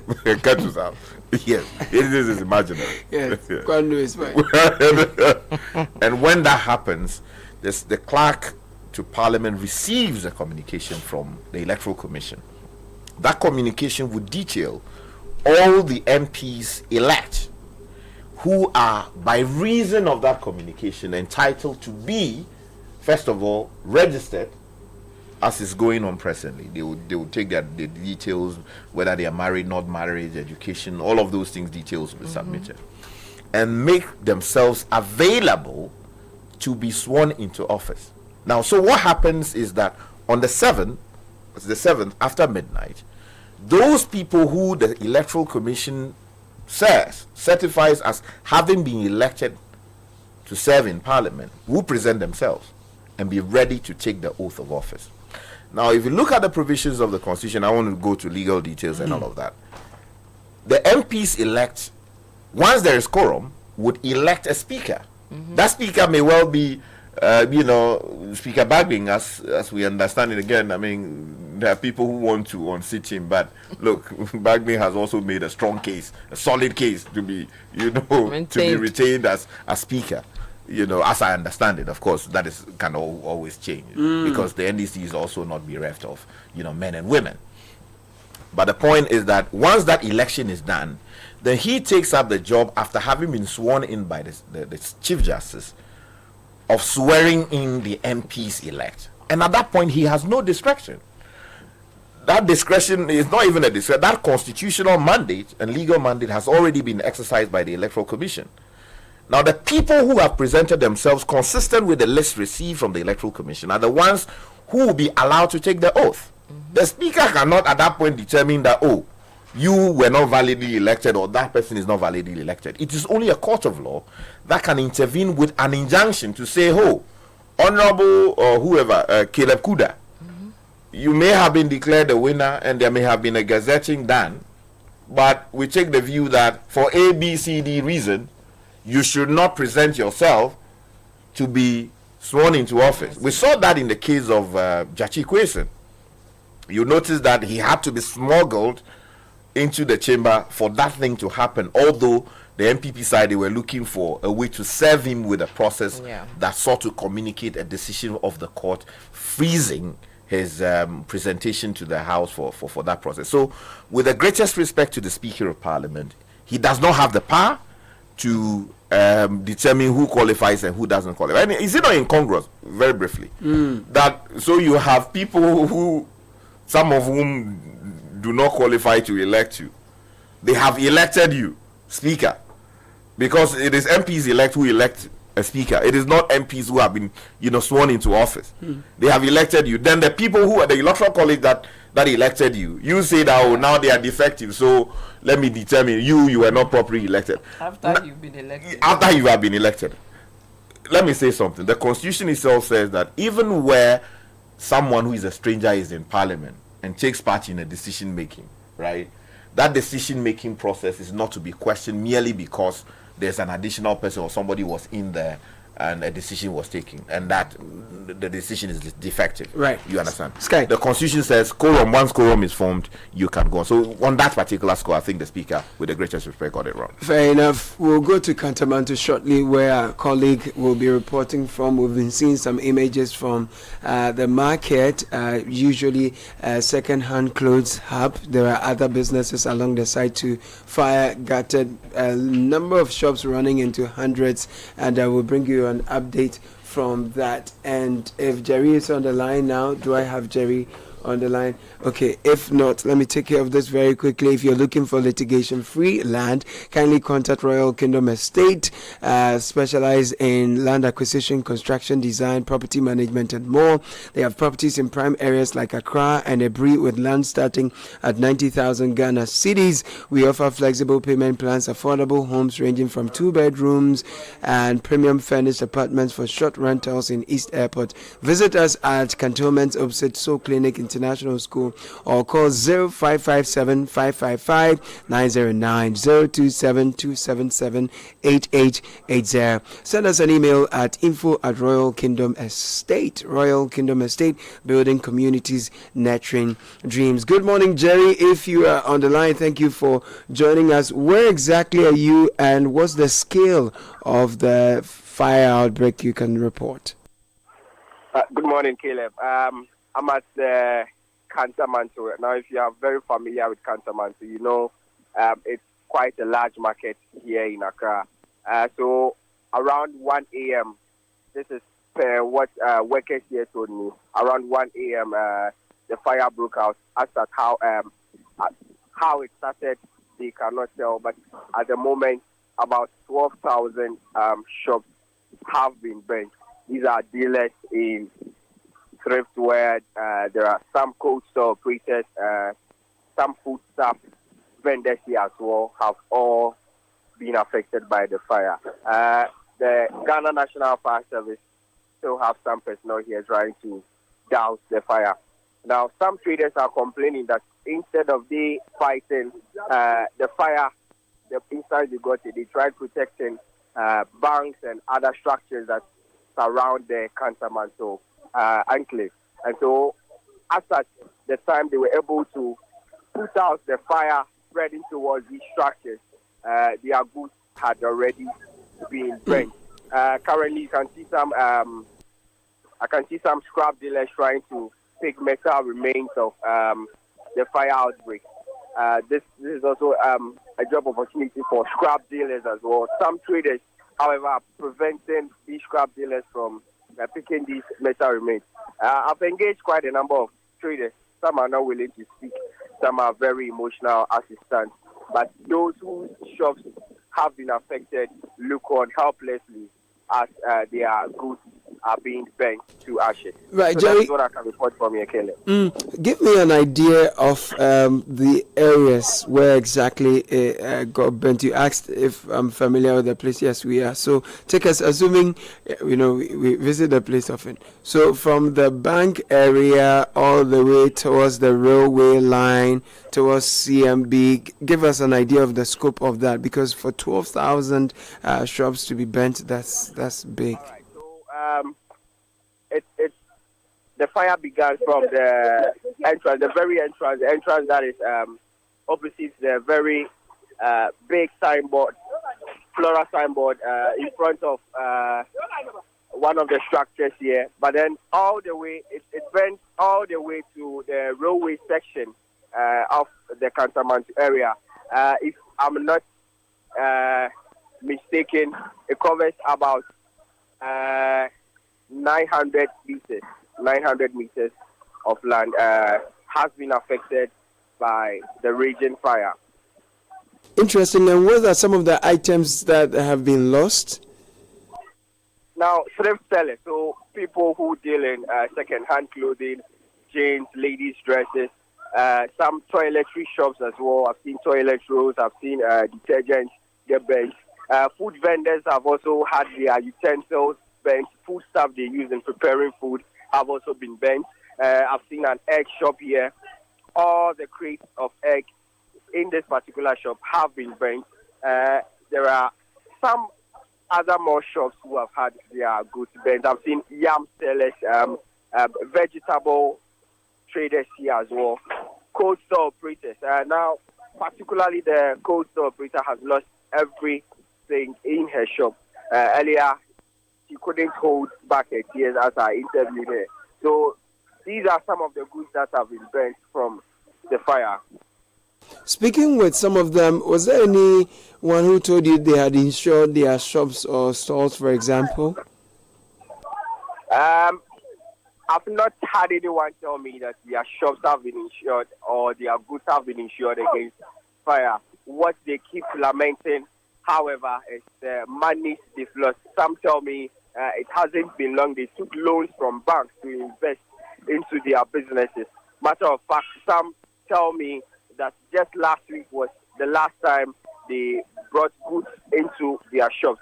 And so you would imagine that they obviously crying over these debts they are going to have to repay to the bank when the investments made in their businesses have still not yielded profit. Jerry, thank you for your report. Please stay safe. We'll come back to you in subsequent programs for more. And about 12,000 shops gone down. I'm watching the images here, and it's really, really sad. It's the beginning of the year. I don't know what to say. It's a very sad situation. Beginning of today is second, right? Yes. It is. Second, you're at home, you're a trader, you get a call that, you've lost everything. But this fire thing, so far as I can remember, every year this thing happens. COVID period, it happened. Beginning of the year. Beginning of the year, we see a lot of this. And at a point, it became so rampant that there were discussions about the micro insurance thing. Because these traders, most of them are in the informal sector. Most of them do not really pay the high taxes and all that. The taxes are either there's a name for that tax, I've forgotten, but not the serious taxes. But the micro insurance to help them defray some of these costs when it happens. What you see usually is government to step in and say they'll reimburse them or compensate them with something. Nothing really comes out of that. And the numbers involved, 12,000, I believe it's cubicles or stalls or something. Because a shop is something more elaborate.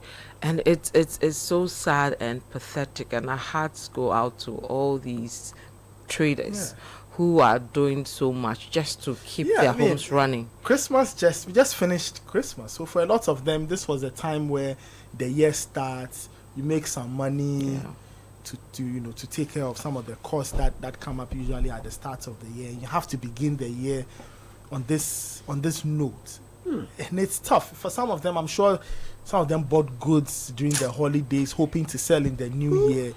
So that's a cost that's already on your hands. You've not sold anything.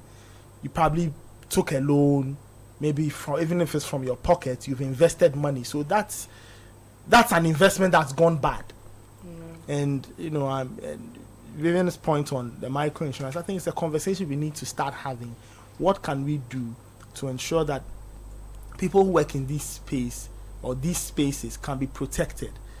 The insurance companies, I'm sure they may have thought about it, but they say, what kind of product can we, tailor for these people who work in this sector? So maybe it's a conversation we need to have. I'm very curious to know the cause.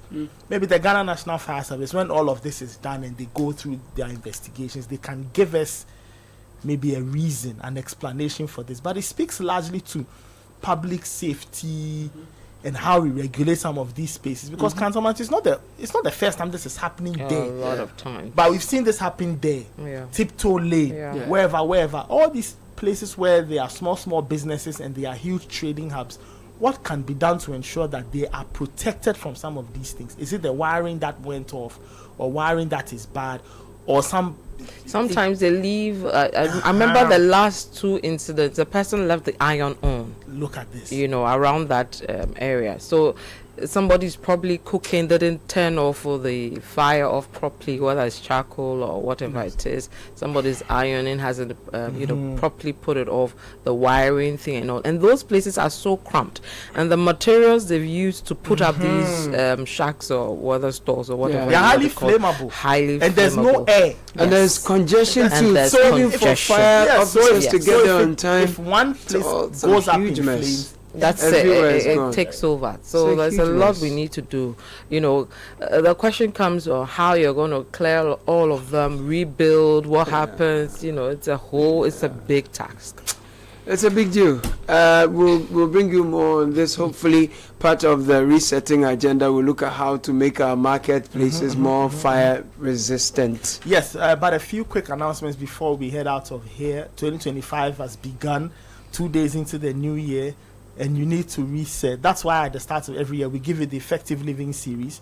This year, join Caleb Kuda and Apioko. They will engage guests from various backgrounds who have various levels of expertise to guide you as you start 2025 on a very good note. So week 1, and starting on the 6th of January. So week 1, personal reset. Week 2, resetting your personal economy. Week 3, resetting your health. And week 4, resetting business.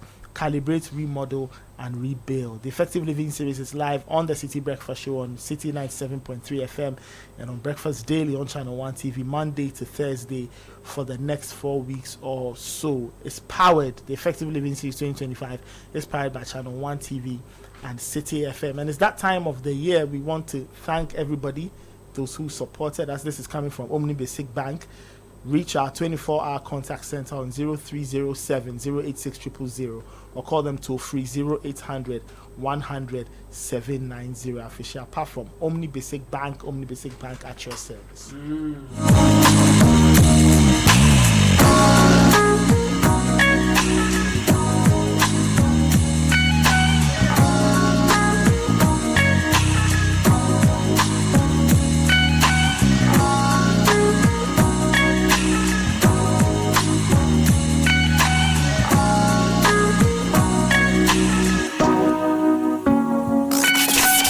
The power of relevant radio. This is Citi 97.3.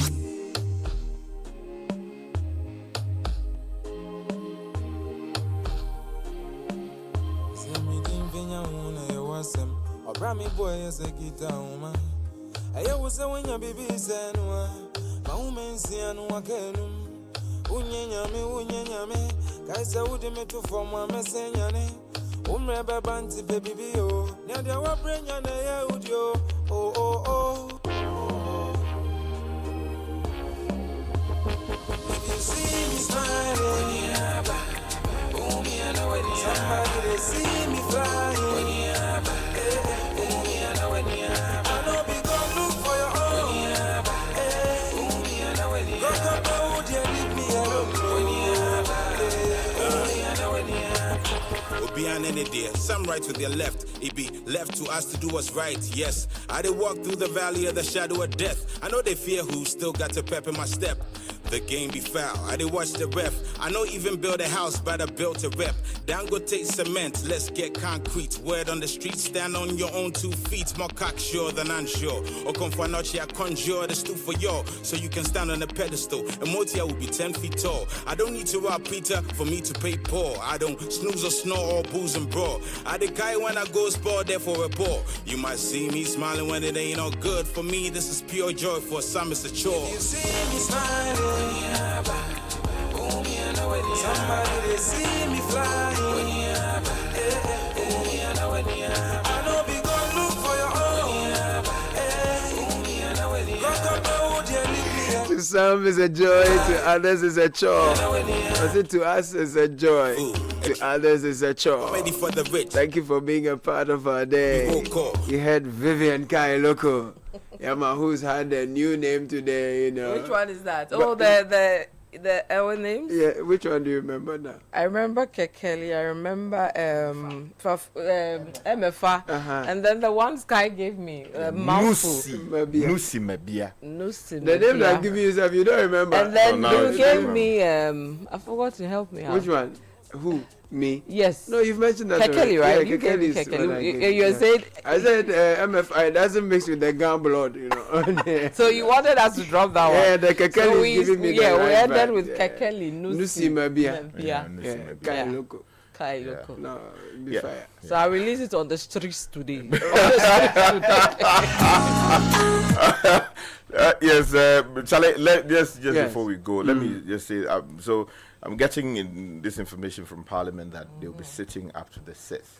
Okay. Yeah, they'll be sitting up to the 6th, and then there will be a dissolution, of course, under Article 1132 of the Constitution, and there will be enough space, hopefully, to reconstitute the chamber for. Okay. So we'll be bringing. So I wish all the people who are contesting in their own mind for various positions, majority leader, minority whip, speaker, all the very best. You know, you want to see a man or woman? I want to see a woman. You know, be biased with this. You shouldn't ask me this question. If I had it my way, the president should be a woman, the vice a woman, the speaker a woman, the IGP a woman. No, guys, let's be honest. You guys, the women in your lives, your wives, your girlfriend, your mothers, are running your lives beautifully and very well. And when women are the forefront of the majority of women, when we are the forefront of, you know, management, things really are done better. And lastly, we've seen the men do it all these years. And Remember, you don't have a lawyer. I know you are. You are my lawyer. The men come to me with complaints because the women. But you know the complaints we have about you people. Millions of complaints about you people. I'm just saying. So you have number 2 as a woman. Yes. Yeah, so you have number 4 as a woman. It's not, the it's chief not justice good is a enough. woman. We can do better. The deputy president is a woman, and you want another woman. We need more women. We need more women at the helm of affairs. Yeah, we need more. I agree. Look at countries where there are more women at the helm of affairs. But very soon, if we continue this path, some fear that we may be we have to do something for the boy child. No, we should. I think just last week I heard a lawyer also saying that the boys are becoming more timid, and you know, and I believe it should be a 50-50. But I think we've gotten to the era where we need to now push women into more leadership. Oh yeah, I agree with that. And with the women in Africa, and for that matter, Ghana, it's not even glass ceiling; it's brick ceiling. It's more difficult to break this brick. I'm telling you, and we need men to support us when we are put in positions. Yes. Join to help us do better and do things well. We do instead of stepping behind and criticizing and saying that, oh, when I was made a woman leader, people and she doesn't respect, she'll do this shit. All these they say that of all leaders. Especially with women. And let's be honest. Maybe because especially with women. Because your ears are, women, they want to be everywhere with their ears. And your nose, well, that's a trait. That's a trait God has given us. And it can be used well. Say things, it's okay. Me, if you say whatever, I don't care. But there are a lot of women out there who, because of that, will not take position, and they are very good at what they do. All we are saying is that let's encourage these women. I agree with you. So I think that we can have another show for the two of you. Oh yes, Sky, yes, my darling. Yes, Sky, in support of her. That's why I'm here on the second. On the second one. Sky is one of the few men who supported me. Let's get concrete. Thank you. That was our show for the day. My name is Caleb Guda. Stay with us. Relevant Radio always. That's what we serve you. Enjoy Weni Abba. 10 feet tall. Godfred Abeku Odum, the richest man. I don't snooze. Samuel Akon. Fred Tete Jabana. Thank you, gentlemen. You might see me smiling when it ain't all good for me. Happy New Year, friends. Joy for some is a chore.